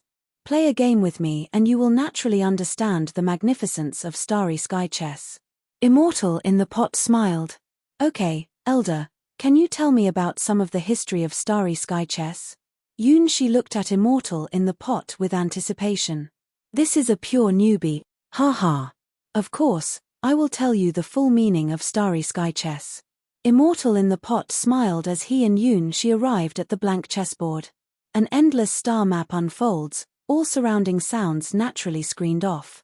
Though the scenery of stars densely packed not far away can still be seen, at this moment only Yun Shi and Immortal in the pot are facing each other on the chessboard. Although it is the Stardust Zone, the rules here are the same as in the Star Zone. Who plays first is chosen randomly. Once the chess game starts, it can only end when one side surrenders. The gold hourglasses represented the thinking time for both sides. If the sand of one hourglass runs out, there is no more long thinking time and only seconds left. Yun Shi was the first to play. He bet the first move on the Tianyuan position as usual. With a par, Immortal in the pot squinted and looked at Yun Shi with a smile. Newcomer. A novice among novices. Newcomers like to learn from the invincible Starry Sky Chess Master and put their first move on Tianyuan. Could you and the Starry Sky Chess Master be at the same level? The Starry Sky Chess Master's Tianyuan opening is a highly skilled move, and can't be imitated by newbies. This is the consensus conclusion arrived at by all masters of Starry Sky Chess after researching all the games of the Starry Sky Chess Master. In the Endless Gods domains, there are only 1.5 people who can bring out the advantage of the Tianyuan opening move. In addition to the undefeated Starry Sky Chess Master, only Cyber Elf Alpha is qualified to use this move. Beginners using the Tianyu opening move is no different from courting disaster. However, It is precise because of this that we need such predecessors to guide us in chess, right? Since the new player is so insistent on this genuine opening, he should be told why this opening is wrong. Carrying a mysterious smile, Immortal in the pot responded to Yunshi's move and put his piece in the corner. This is a move that has been proven countless times throughout the history of Starry Sky Chess. Elder, do you know when Starry Sky Chess started? Yunshi looked at the star map and was already familiar with the general changes ahead. After all, this was his best game. Immortal in the pot looked into the air with a nostalgic look in his eyes. You've asked the right person this time. According to my knowledge, the trial of the Starry Sky chessboard has already existed since the era when the Seven Towers were just established. In other words, this is one of the oldest trials of the Seven Towers. Previously, this trial was very rare to come by, and it was the toughest trial with the highest requirements for the testers. You probably don't know, but every time the Starry Sky chessboard's trial appears, even legend-ranked strong people would rush to participate. This Starry Sky chess is so amazingly clever. Both of them played quickly, with Yunshi following the natural course of events and Immortal in the pot happily looking on as Yunshi fell into his trap step by step. This strategy is called to lure with kindness and capture without effort. For newcomers, this trick is infallible. The newbies who have been trained by him in his skillful way are increasing.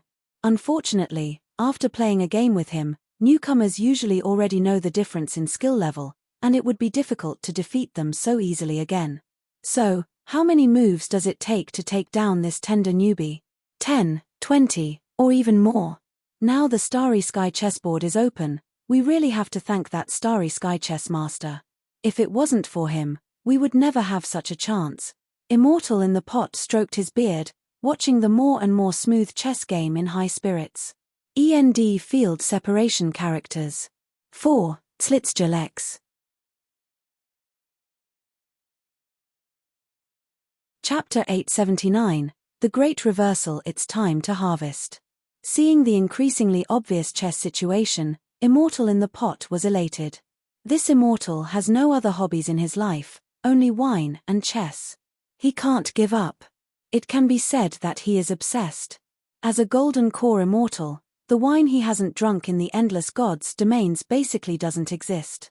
The Heaven's Path Palace will also try to collect all kinds of wine for him and let him enjoy it. The problem is chess. Take Go, which is popular in the East God's domain, as an example. His strength is already at the peak of the peak. Go can no longer satisfy the addiction of Immortal in the pot. Finally, he became addicted to Starry Sky chess. However, the time of the Starry Sky chessboard's trial is random, sometimes not even once in 1,000 years. In Yunshi's eyes, Starry Sky chess is simple and easy to understand, and he can easily pass the entrance test, but Immortal in the pot could hardly pass it. Before the official opening of the Starry Sky chessboard, the chess players who could play chess here were recognized as the top wise men by the endless gods' domains. The present Stardust Zone is a paradise for Immortal in the pot. He spares no effort to guide the new players, just to let them know the breadth and depth of Starry Sky chess. It's a pleasure to preach, teach, and dispel doubts. You are really catching up with all the good times. In the past, if we wanted to play the Starry Sky chess, we have to wait for thousands of years. Immortal in the pot recalled the tension and heartbeat that he was expecting the arrival of the Starry Sky chessboard. The new players in this era, in contrast, as long as they had approval from their own towers, they could come here to play chess. As a senior, naturally, he should give his juniors a friendly lesson. Is there no other place to play Starry Sky chess except here? Yunshi looked at the chess game and felt that there was not much time left. No, even I can't understand the power of the evolutionary star map, which is beyond the control of gods. I don't know how powerful it is to create the Starry Sky chessboard, and how powerful it is to record the stars in the endless sky. Watching Yunshi enter his trap step by step, the mouth of Immortal in the pot showed a wonderful arc. The green and astringent fruit will finally be eaten. Taste the taste of failure, and then come out of it. This is something that young people must learn. Who didn't break his head and bleed on their first try? He wanted to tell the newcomers of Starry Sky chess by example that the world is not as simple as they think. Immortal in the pot played confidently. If the outcome is determined, there is no need to pretend. Little guy, do you still want to play? Looking at the chess game that had forced Yunshi into a desperate situation, Immortal in the pot touched his beard, and his face was elated. Of course. Yunshi looked at Immortal in the pot, who had the expression of "I have won" in confusion. Can't he see that the winner of this chess game has been decided 10 moves before? Pa. Yunshi placed his chess piece in the center of Immortal in the pot's chess pieces. Shua. Shua. Shua. Immortal in the pot looked at the chess piece that fell into his array. First he was puzzled, then his eyes were wide open, and finally he shouted, "Impossible, how did I miss such a trick? This the hell? How can you do this? It's not normal." On the star map, Immortal in the pot's chess pieces instantly became fragmented after Yunshi's chess piece was placed in their center. This move was like a deadly scalpel, directly inserted into the heart of Immortal in the pot, making him miserable. Careless, careless, really careless. Immortal in the pot kept patting his thigh, regretful. Why didn't he see it? It's just a mistake that newcomers make. If you go wrong, you will lose. Now, almost all the advantages he built up in the early game were spent, and the situation looked very bad. Wait a minute, let me think. Wiping the sweat on his forehead, Immortal in the pot began his first long thinking of this round. The golden gravel kept falling, and the face of Immortal in the pot who stared at the chessboard became more and more gloomy. What happened? So far, Immortal in the pot has not figured out why he was careless enough to ignore such a loophole in his victory. It is clear that the opponent is just a newcomer. He was only one step away from winning. This feeling is as if a piece of fish on a chopping board suddenly jumped up and turned into a man-eating great white shark in the air. Wait, it seems that it's not just here. The more he looks at it, the more loopholes Immortal in the pot finds. What the hell? When did he make so many mistakes? After so many games of Starry Sky chess and defeating thousands of newcomers, Immortal in the pot never encountered such a strange thing before. Not only he, but also other chess players who watched the game showed incredible expressions. Will this newcomer win? It was clear that Immortal in the pot had a big advantage just now. Why does it look like he is about to lose? Ha ha ha, Immortal in the pot was too careless. This newcomer named Little Cloud it seems to have the talent of playing Starry Sky chess. During the debate, Immortal in the pot took a long breath and fully demonstrated his strong spiritual will. He firmly believes that this is just a coincidence. Due to the infinitely changing characteristics of Starry Sky chess, such coincidences would occasionally happen. The probability is that the rabbit will kill itself and present itself to the hunter. He can fight back. There is still a chance to turn the table. He can win. Don't feel fear, just go. Victory belongs to those who persist till the end. After a quarter of an hour, Immortal in the pot stared at the chessboard and was completely speechless. There is a strange silence, even with depression and fear. At this moment, his face looked like a withered bitter gourd. END field separation characters. 7. Slitzjalex. Chapter 880, Fighting Again, 1. How is this possible? How is it possible that Starry Sky chess can still move like this? Immortal in the pot, pulling on his own beard, stared fiercely at the chess pieces that almost all got wiped out. Even though he had initiated the assassination and everything was going smoothly, he was about to kill this seemingly fresh-faced newcomer. But just before he was ready to finish him off, the move that the opponent played completely tore apart his winning streak. With only one move, the outcome of the game was completely reversed and even caused one side to start crumbling. This is not a phenomenon that would normally occur in Go, but anything is possible in Starry Sky chess. In the following matches, Immortal in the pot fought tooth and nail to make up for the damage caused by this one move, but the situation not only didn't improve, but instead became more one-sided. It was like a crack appeared in the bottom of a huge ship. You would block one side, and then another crack would appear on the other. Until all of the sand in the hourglass ran out, Immortal in the pot's head was turning to mush. As a big shot in the Stardust Zone and a Starry Sky chess master who had the potential to pass the star position test, he had lost in battles with other legend-ranked players before, but never in such a disastrous way. He was truly defeated. Is this still a newcomer? Are there really such highly talented newcomers in this world? He clearly only came here to play chess for the first time today. With a memory ranked at the legend level and experience gained from immersing himself day and night in the Stardust Zone, the real person of Immortal in the Pot knew everything about every master in the entire Starry Sky chess world. Especially with regards to the information of the hundreds of ranked chess players, he knew it like the back of his hand. He was sure that this newcomer, named Little Cloud, was a genuine newcomer, and that it was his first time joining the Starry Sky chess tournament today. He, the Supreme Elder of Heaven's Path Palace, a famous golden core cultivator, how could he lose so badly to a newcomer? His reputation at the legend level was almost completely ruined. Furthermore, his strategies were completely different from those of any Starry Sky chess master he knew. No normal Starry Sky chess player would ever trap themselves in such a desperate position. Could it be possible that he was able to accurately calculate that at the moment he made his move, a fatal flaw would appear in that position? Impossible. Young brother, let's play another game. As the saying goes, the worse one is at chess, the more they love to play. Having lost so incomprehensibly, Immortal in the Pot can't help but seek revenge with another game of chess. Very well, might you share some stories of the famous Starry Sky chess players with me, senior?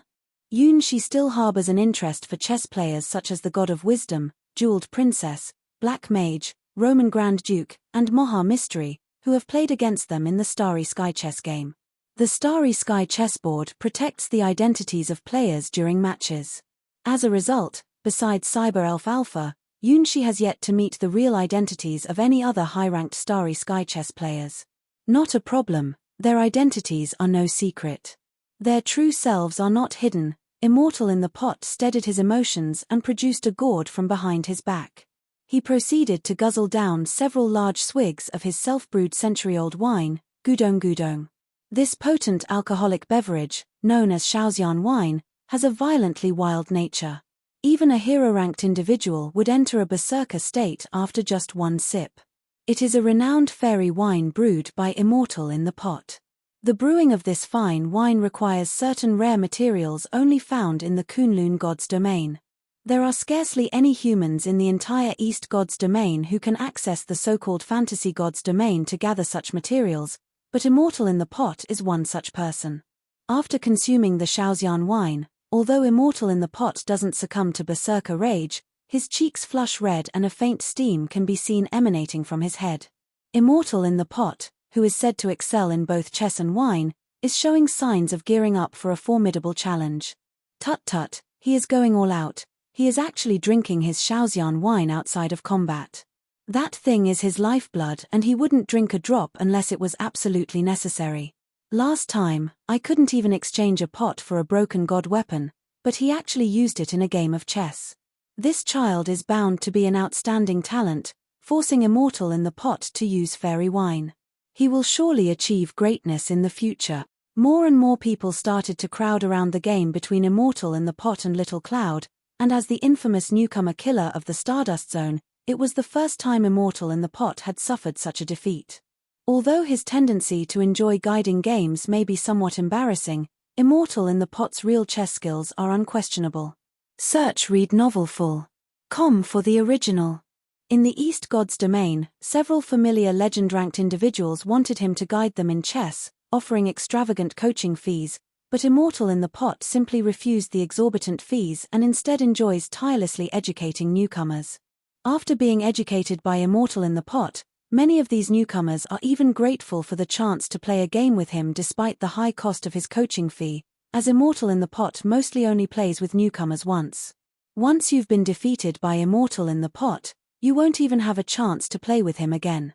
This is what is known as leaving after finishing one's work, deeply hiding one's talent and virtue.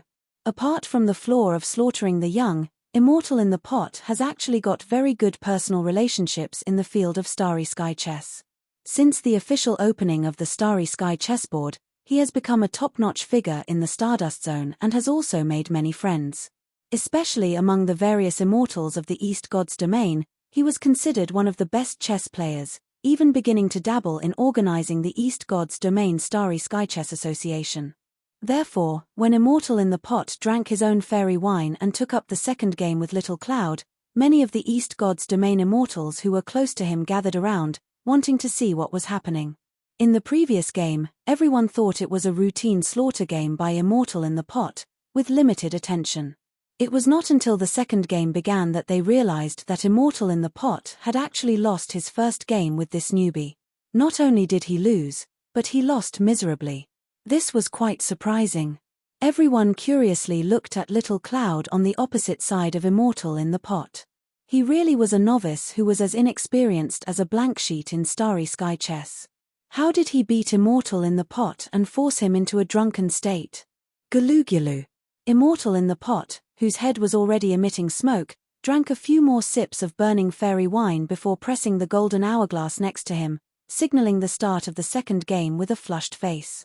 Continuing to guess the pieces, Yunshi once again obtained the right to move first. Without a doubt, Yunshi's first move landed on Tianyuan. It's the Tianyuan opening. Is this kid really so confident? This kind of opening is not something that ordinary people can handle. My master told me that if one's skill is not at a certain level, playing this opening would be tantamount to seeking a dead end. In the whole Starry Sky Chess world, there is only 1.5 people who can grasp this opening, and yet this kid is also making this move. Watching the first move of Little Cloud landing on Tianyuan, the number of spectators at this moment is more than 10 times that of the first game.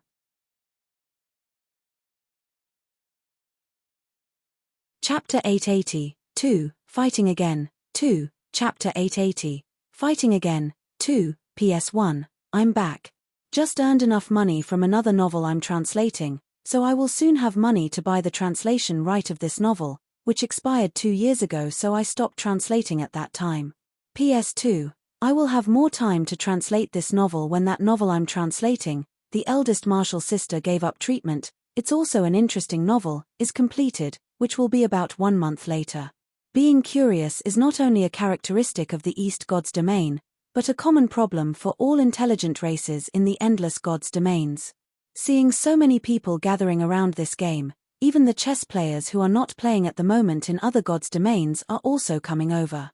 The Tianyuan opening, before the last Starry Sky Chess battle, it was always considered the most disadvantageous opening.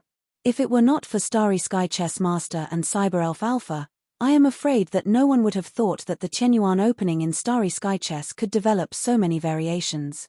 Even the powerful Cyber Elf Alpha occasionally makes mistakes and loses a piece or so at the Tianyuan opening. Only the Tianyuan of the Starry Sky Chess Master is truly invincible. Fortunately, Yunshi in the game can't hear the outside comments, otherwise he would probably feel embarrassed. His first move to Tianyuan didn't really hold any special significance, but he felt it was a natural choice to gain control of the situation. It was like having a tactical advantage, with a sense of being able to overlook all the other mountains.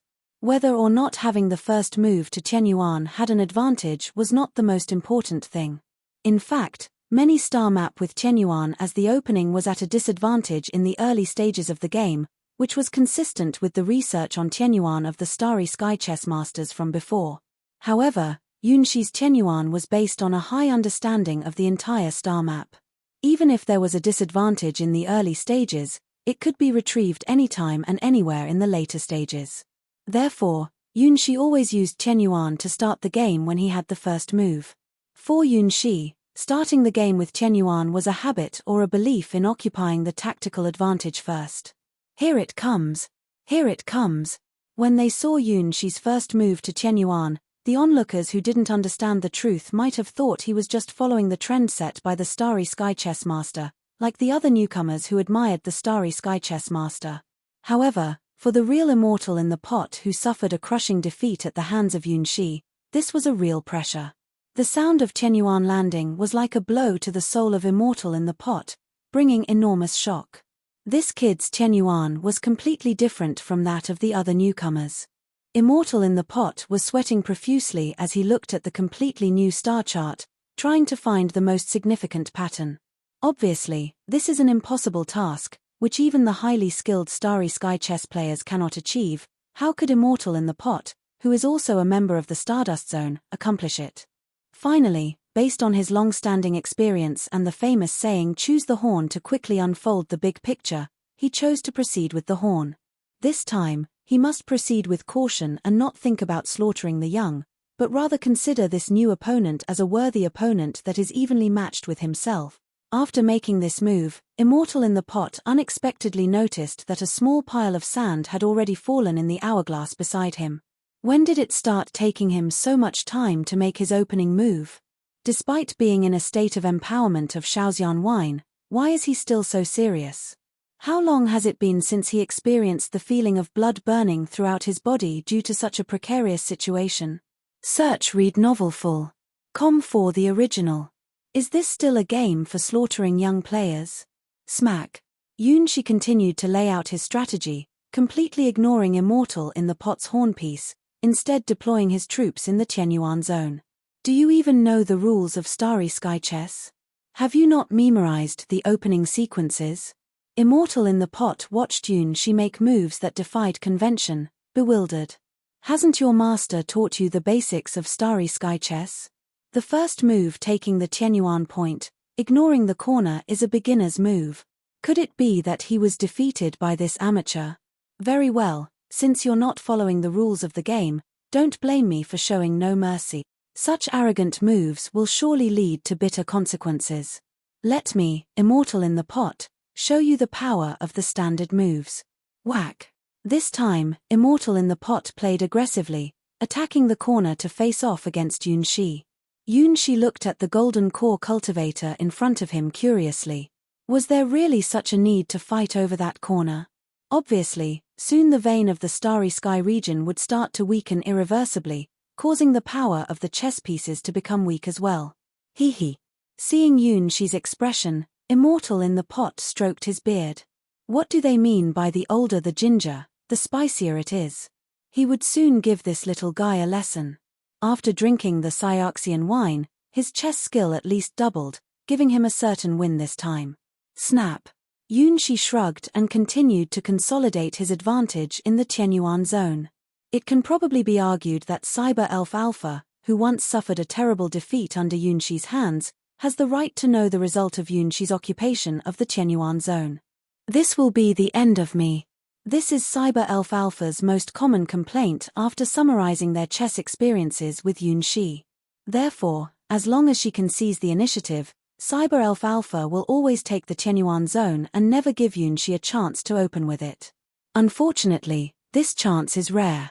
According to statistics, among the approximately 100 times they had played with the Starry Sky Chess Master to guess who goes first, only around 11 people can win the initiative. In other words, Starry Sky Chess Master has an 89% chance of opening with the Tianyuan zone in 100 consecutive games, a probability that makes many people despair. That guy's opening with the Tianyuan zone is the scariest.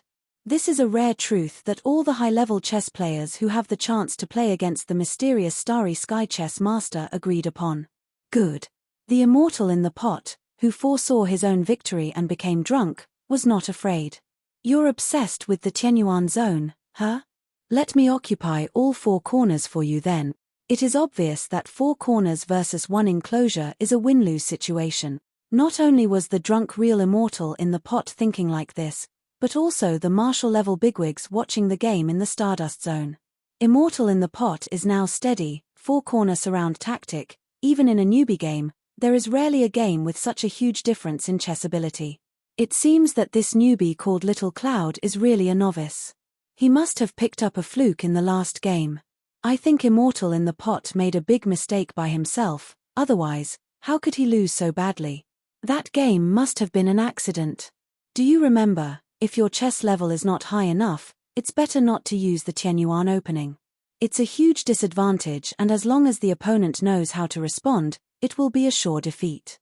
Gold horn and silver edge with a bundle belly, this is the chess pattern summarized by our ancestors. We must believe in the wisdom of our predecessors.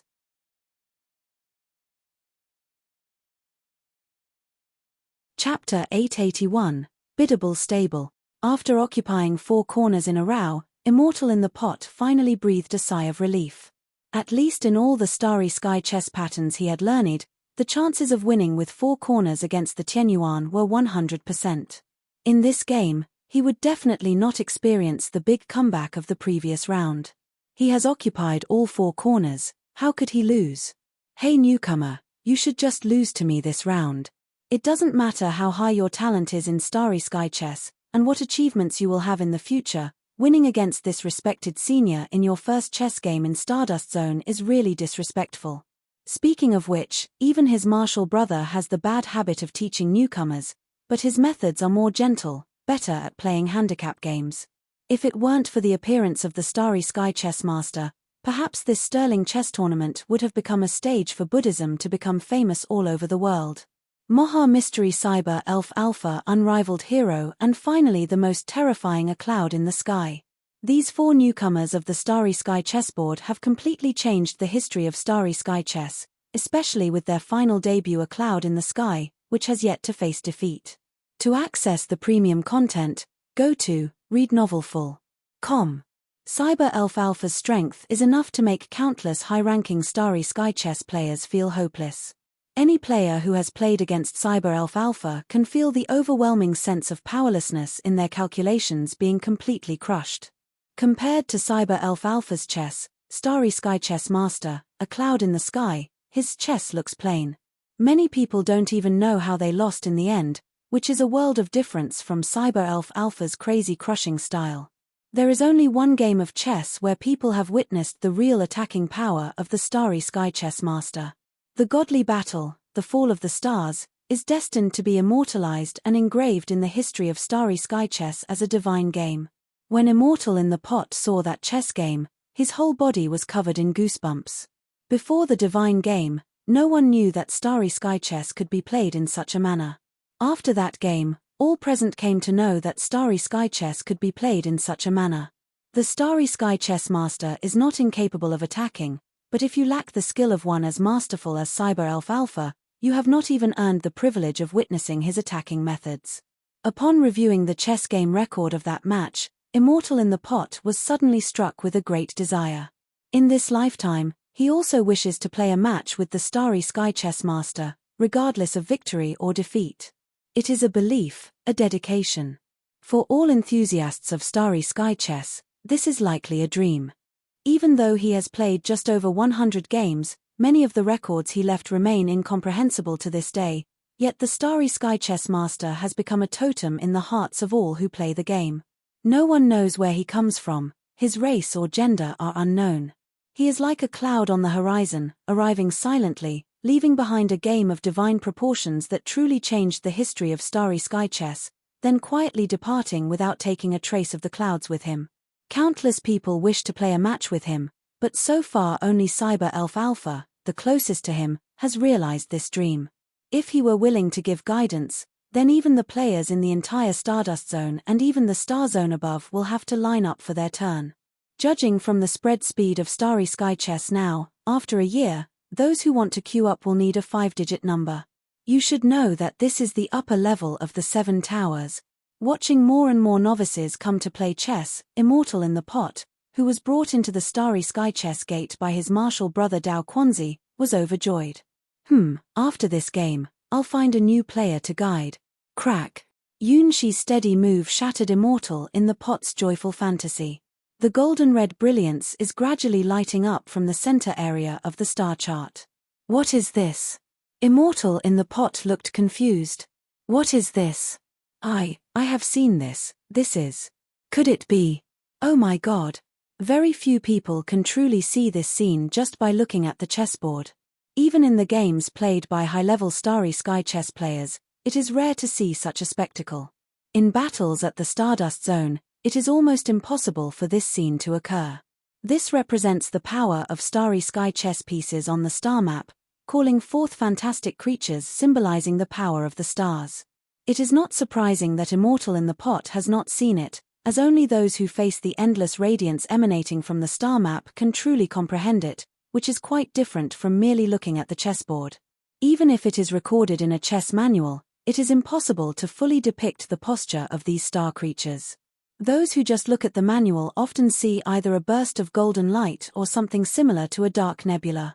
Only true players can clearly see what they or their opponents have summoned and possessed, and what terrible power they have. As a golden core cultivator who has long cultivated eternal life and perspective, Immortal in the Pot has never imagined in his life that he would see the dreamy scene that represents the starry sky chess peak while playing at the Stardust Zone. Golden horn, silver edge, straw bale belly is indeed the correct formula discovered by countless starry sky chess players applicable to all low-level games, and in this respect, Immortal in the Pot's layout is not wrong. However, a new player named Little Cloud held a higher level of understanding of the starry sky chess regulations. In the midst of all the phenomena, everything is possible.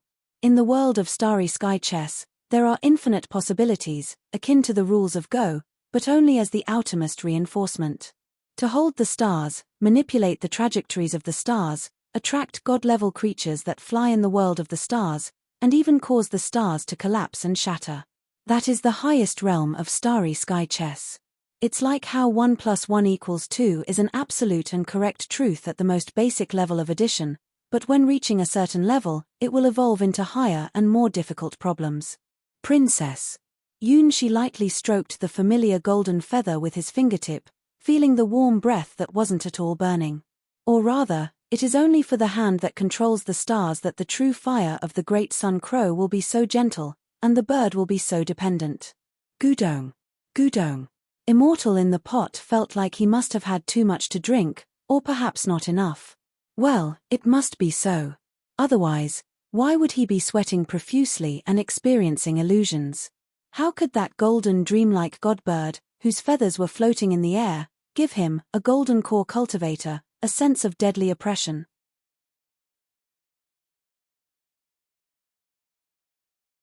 Chapter 882, 3 stages of Starry Sky Chess in one tournament after another of the Starry Sky Chess. The legend-ranked enthusiasts who were keen on the trial of the Starry Sky chessboard gradually summarized several stages of the game. The first stage is known as Star Falling. In this stage of Starry Sky Chess, it mainly takes on the form of Go, where whoever can eat more pieces and occupy more territory will gain a huge advantage. The formalized pattern of the game, also borrowing the terminology of Go, is used to construct consistent formations for novice players in the constantly changing game of Starry Sky Chess. This stage of Starry Sky Chess could be considered an evolution of Go. However, occasionally someone could make an unbelievable move on the Starry Sky chessboard, resulting in various fascinating phenomena. This marks the second stage of Starry Sky Chess, where it starts to break away from the rules of Go and expose more rules of its own. Essentially, Starry Sky Chess is a seemingly simple game of placing and occupying on the board, where every move a player makes will impact the star chart. The star chart itself is constantly changing, and each move made by the chess player could potentially result in endless possibilities. However, due to the limited variables, it cannot be reflected on the star chart. Therefore, the change in the second stage of Starry Sky Chess is called star summoning. Starry Sky Chess players who can achieve this step, even if they make it by chance, represent extraordinary talent. To reach the higher level, this is the skill that must be learned. Norn the God of Wisdom. Princess Orphina, the Ruby Dragon. Maple Fang, the Black Mage, Duke Roman, and Moha Mystery. The high-level players in the top 10 ranking of Starzone are all masters of this level, and Cyber Elf Alpha, who is almost invincible in Starzone, is among the top players. When playing against other high-level chess players, Cyber Elf Alpha often exerts crushing calculation power, summons the power to destroy everything, and completely shatters her opponents. Everyone has always thought that this is the end of Starry Sky Chess, until the day when facing Cyber Elf Alpha's crazy attack, the figure standing at the pinnacle of the stars made a chess game that no one has been able to replicate so far. The third stage of Starry Sky Chess, Star Collapse, a game played only once by the gods, symbolizes a myth of Starry Sky Chess. This novel is available on readnovelful.com. Most of the chess players in Stardust Zone are newcomers who haven't even completed the star falling stage. It's even harder to imagine what the star summoning in the second stage would be like. Now, they finally witnessed, with their own eyes, the greatness belonging to Starry Sky Chess. So, it wasn't just me being drunk. Immortal in the pot looked at the golden bird dancing on Yunshi's fingertips with envy. This is the true and pure fantasy from beyond the stars, a miracle that can only be realized by the starry sky chessboard. Within the starry sky chessboard lies great knowledge, great opportunities, and great destiny. No, it's not just a fantasy species symbolizing the rules of the world. As long as they are recorded in the memory of the stars, all creatures will appear on the star chart. Even the greatest creatures that will be born in the distant future may appear. All the races and civilizations that have never been in contact with the outside world are recorded on this starry sky chessboard.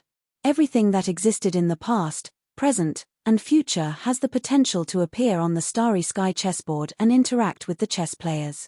This is such a miracle, even the gods cannot do it. At this moment, the golden mythical bird dancing on the fingertips of Little Cloud is the one that will be remembered by the starry sky. She proudly displays her golden red wings, releasing an endless breath of sun flames to everyone.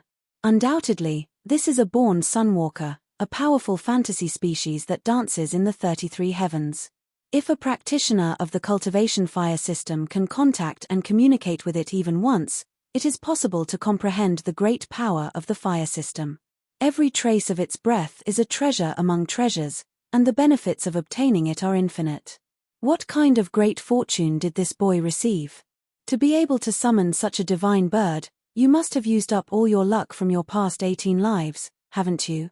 From your appearance, it seems like you were a pure-hearted child in your past life, which is why you had a chance encounter with this golden divine bird in this life. This kind of great opportunity, not to mention me, even my martial brother Dao Quanzi would envy it. Immortal in the pot drank half a gourd of his Shaoxian wine wildly, his eyes almost red. What he cultivated is precisely the divine powers of the fire system. If he could exchange it, he would be willing to use half of his wealth to exchange for a chance to be so intimate with this golden divine bird. Why is it that the person who gets a chance encounter with this divine bird is not a reputable person like me who accumulates karma by playing chess and doing good deeds every day, but this newcomer? Look at you, what an improper manner. This is a mythical bird born with the true sun flames, yet you dare to touch it with your fingers. Stop touching. Haven't you had enough? Why do you keep touching? Princess, we meet again. Yunshi gently scratched the wings of the golden crow, skillfully finding its sensitive spot. The power of the sun in this star map is not very strong, so it cannot summon the mighty great sun golden crow as in the starry sky chess game. It can only summon this small golden crow that is only the size of a palm. However, it should be more than enough to defeat that immortal in the pot. Oh, oh!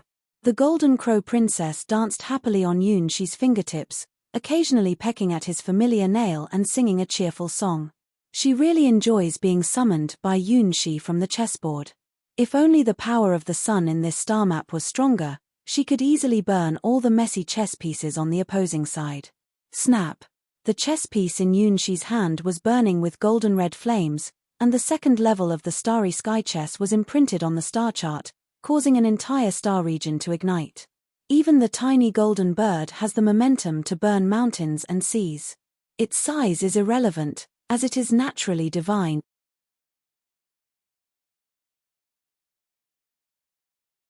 Chapter 883, Envying Him. Defeated.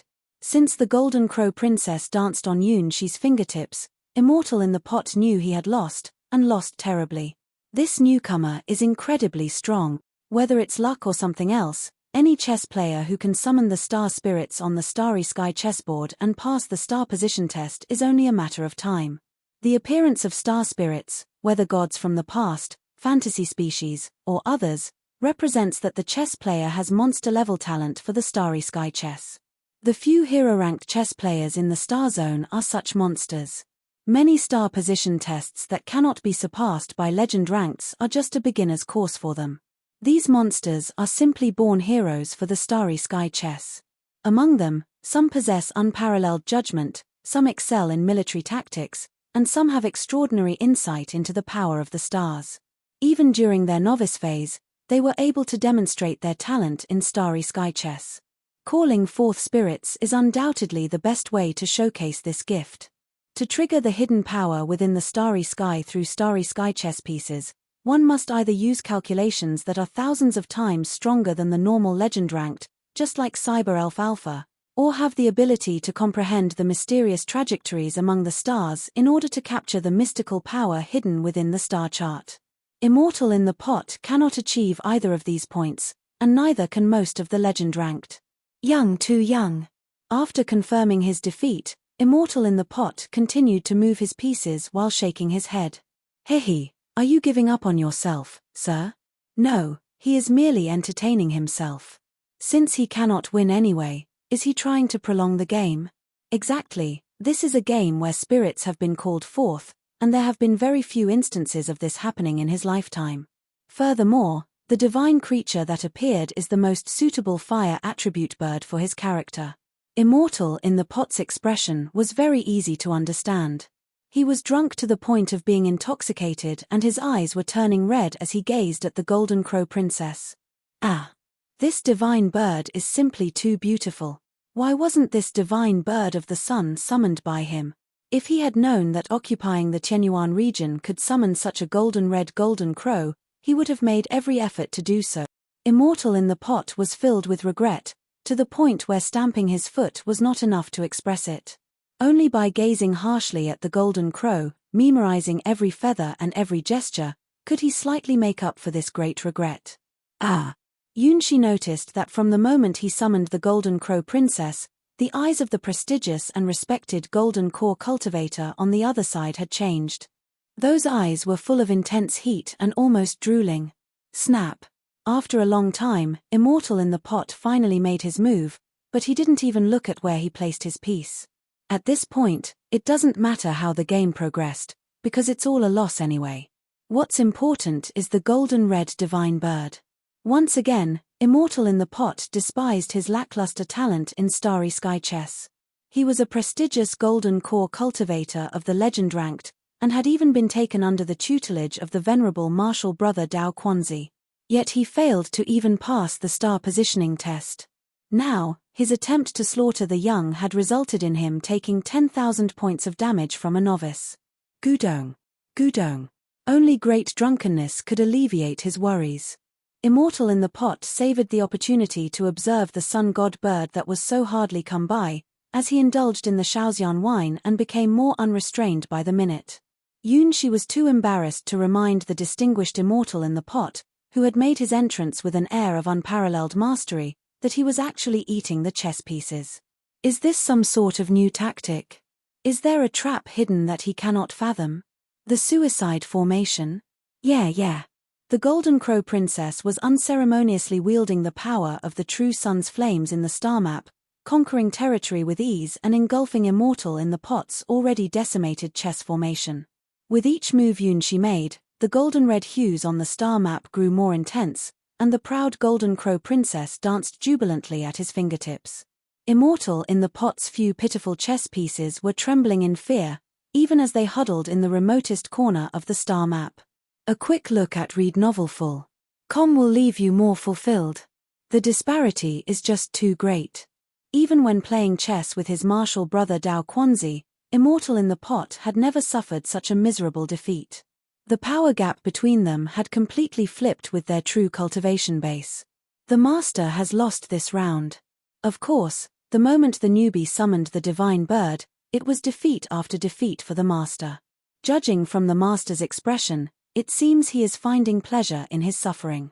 Indeed, he has lost and been defeated. The master who slaughters the young has now been slaughtered in turn. Although the two in the game could not hear it, Immortal in the Pot clearly noticed something and boasted to his group of friends, indicating that he could still fight. As long as the hourglass has not run out, the battle is not over. He hasn't had enough of looking at that cute little bird yet. Thus, with an immensely strong will, Immortal in the Pot refused to give up and kept staring enviously and jealously at the Golden Crow Princess entwined around Yunshi's fingertips. Why bother playing chess when it's time to admire the bird? The grains of sand from the golden hourglass fell one by one, and finally, Immortal in the Pot ran out of time again while the one on Yunshi's side remained almost untouched. Snap! Immortal in the Pot grinded his teeth and made a move. Snap! Immortal in the pot made a vicious move. Snap. Immortal in the pot made a move as if he was going to devour his opponent. Senior, you've already made all your moves. Yunshi helplessly looked at Immortal in the pot making futile moves on the board, where he had lost all his pieces. The entire chessboard was already shrouded in endless flames of the sun, as the proud Golden Crow Princess danced in the highest realm of the starry sky, showering everything with a golden-red brilliance.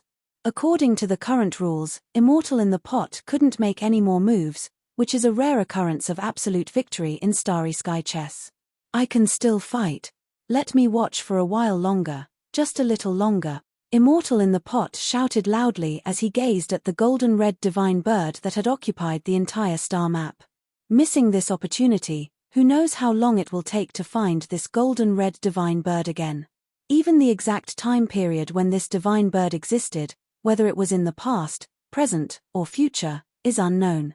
The Golden Crown Princess landed comfortably on Yunshi's fingertips, unfurled her wings, glanced back at Yunshi with a smile, and whispered something only he could hear. Remember to meet me in the Kunlun God's domain.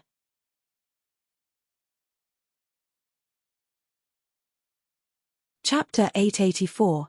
Another newcomer, my little bird. Hand it over, I want to see it one more time. Immortal in the pot grabbed Yunshi's collar, tears streaming down his face, with a look of despair. Ha ha ha, old man, you fell for it. Search read novel full. Com for the original. Indeed, it's a pity. I wanted to play another game of summoning spirits like this next time. Young man, you have a bright future. It seems like the East God's domain will have another ranked chess player. The future belongs to you. A group of elders from the Heaven's Path Palace laughed loudly, and some even began to applaud Yunshi. Some people were even more concerned about Yunshi, with clear intentions. Young man, how old are you? Are you married? I have a few granddaughters who are still unmarried and have a special interest in Starry Sky chess. Go away, old ghost, you'll be forever single. Where would you find a granddaughter? Don't mind this old man, come to our Pine Crane Palace instead. We are currently lacking a master for Starry Sky chess. The benefits are generous. So young and talented, whose disciple are you? Young man, you have a bright future. How about joining our Spirit Pearl Dao Palace? Even among the elders of the Heaven's Path Palace, there are factions. When they see talented individuals, how could they not try to recruit them? The Heaven's Path Palace is an extremely vast organization, with over dozens of Dao palaces distributed across the East God's domain. Unlike the Sword God's domain, which is dominated by the sword, the Heaven's Path Palace is a truly large-scale sect that spans across God's domains. Go away, this young man was clearly discovered by me. If he's joining, it will be in my Heaven's Path school. At this point, Immortal in the pot went crazy and spat on a group of old friends who came to recruit the young man. Didn't your Heaven's Path school stop accepting disciples a long time ago? The elders of the Heaven's Path Palace were all looking at each other. The Heaven's Path school is the highest sect in the entire Heaven's Path Palace. There are already 3 golden core cultivators who serve in the palace, and each one has a higher cultivation base than the other. Even though Immortal in the pot has the weakest cultivation base, his talent in Starry Sky chess is not bad. He also brews a good Shaoxian wine, and has a broad circle of friends. His figure can be found all over half of the Endless Gods domains, and he frequents the gatherings of the gods in the Western Gods domain. Now, Dao Quanzi, the #1 player in Starry Sky chess in the Heaven's Path Palace, who is considered the next successor to the Palace Master position, is the true person in charge, and was once recognized as the #1 player in Starry Sky chess in the East Gods domain. His cultivation base is unfathomable. And, hailed as the strongest golden core cultivator in the world, Immortal Qingxue, who wields 7 ancient god weapons. This individual is the widely known #1 force of the Heaven's Path Palace, believed to be the legend most likely to ascend to the position of the celestial immortals of the Heaven's Path Palace.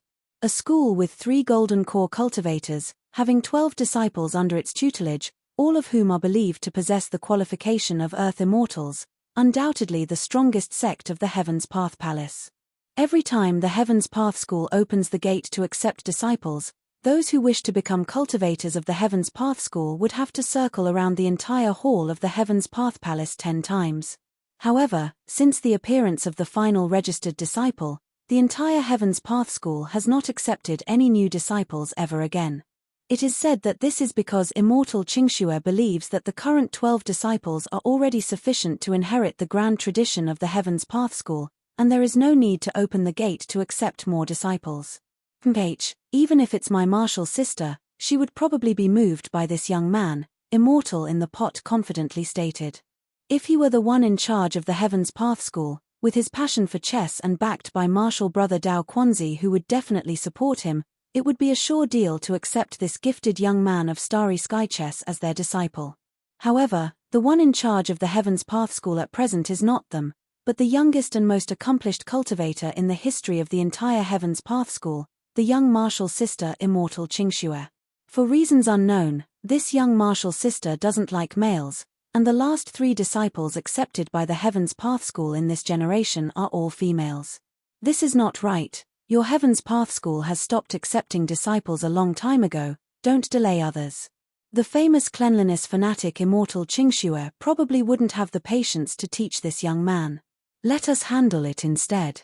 The elders breathed a sigh of relief upon realizing that Immortal in the pot was just putting on an act. If the Heaven's Path School really tried to recruit this young man, they wouldn't stand a chance.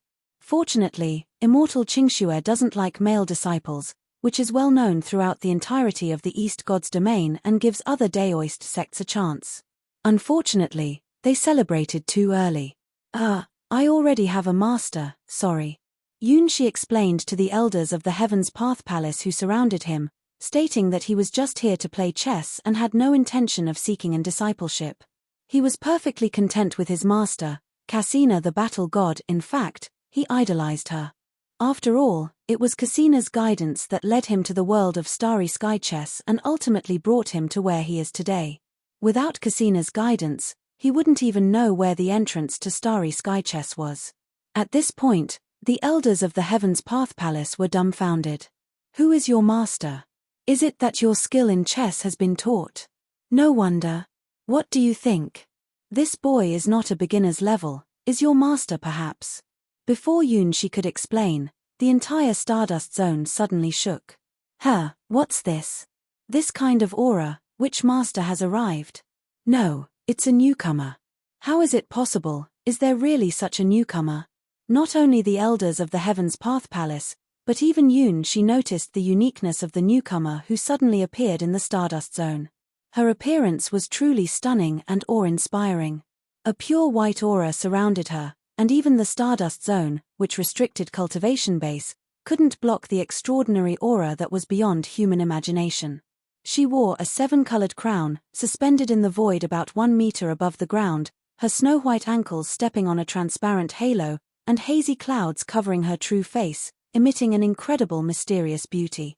Every inch of her skin, every part of her body, seemed to embody some kind of supreme truth of heaven and earth, symbolizing the incarnation of beauty. A strange creature, radiating a golden light, entwined around her body, with its entire body snow-white. This snake-like creature unfolded 3 pairs of transparent wings on its back, meandering freely in the clouds without flapping its wings, and releasing the original rules of thunder and lightning with ease. That is, the feathered serpent. Not just any feathered serpent, but the highest level of feathered serpent, the king of the feathered serpent. With 3 pairs of wings, this is the true body of the feathered serpent in its ultimate form, the source of thunder and lightning. Those who recognized the transparent snake-like creature turned pale one after another. The thunder and lightning power ruled by the fantasy species of the feathered serpent represented the most violent lightning rules among all the elemental rules. In terms of rank, the power of this feathered serpent even surpasses that of most deities in the endless gods' domains. You're tuning in to the Dreamy Chapters YouTube channel. We're so grateful for your support, and don't forget to subscribe to join us on this incredible journey through captivating stories. Your generosity through donations truly makes a world of difference, as it's the primary source of revenue that allows me to expand and enhance this channel for you. Thank you from the bottom of my heart for being a part of this adventure.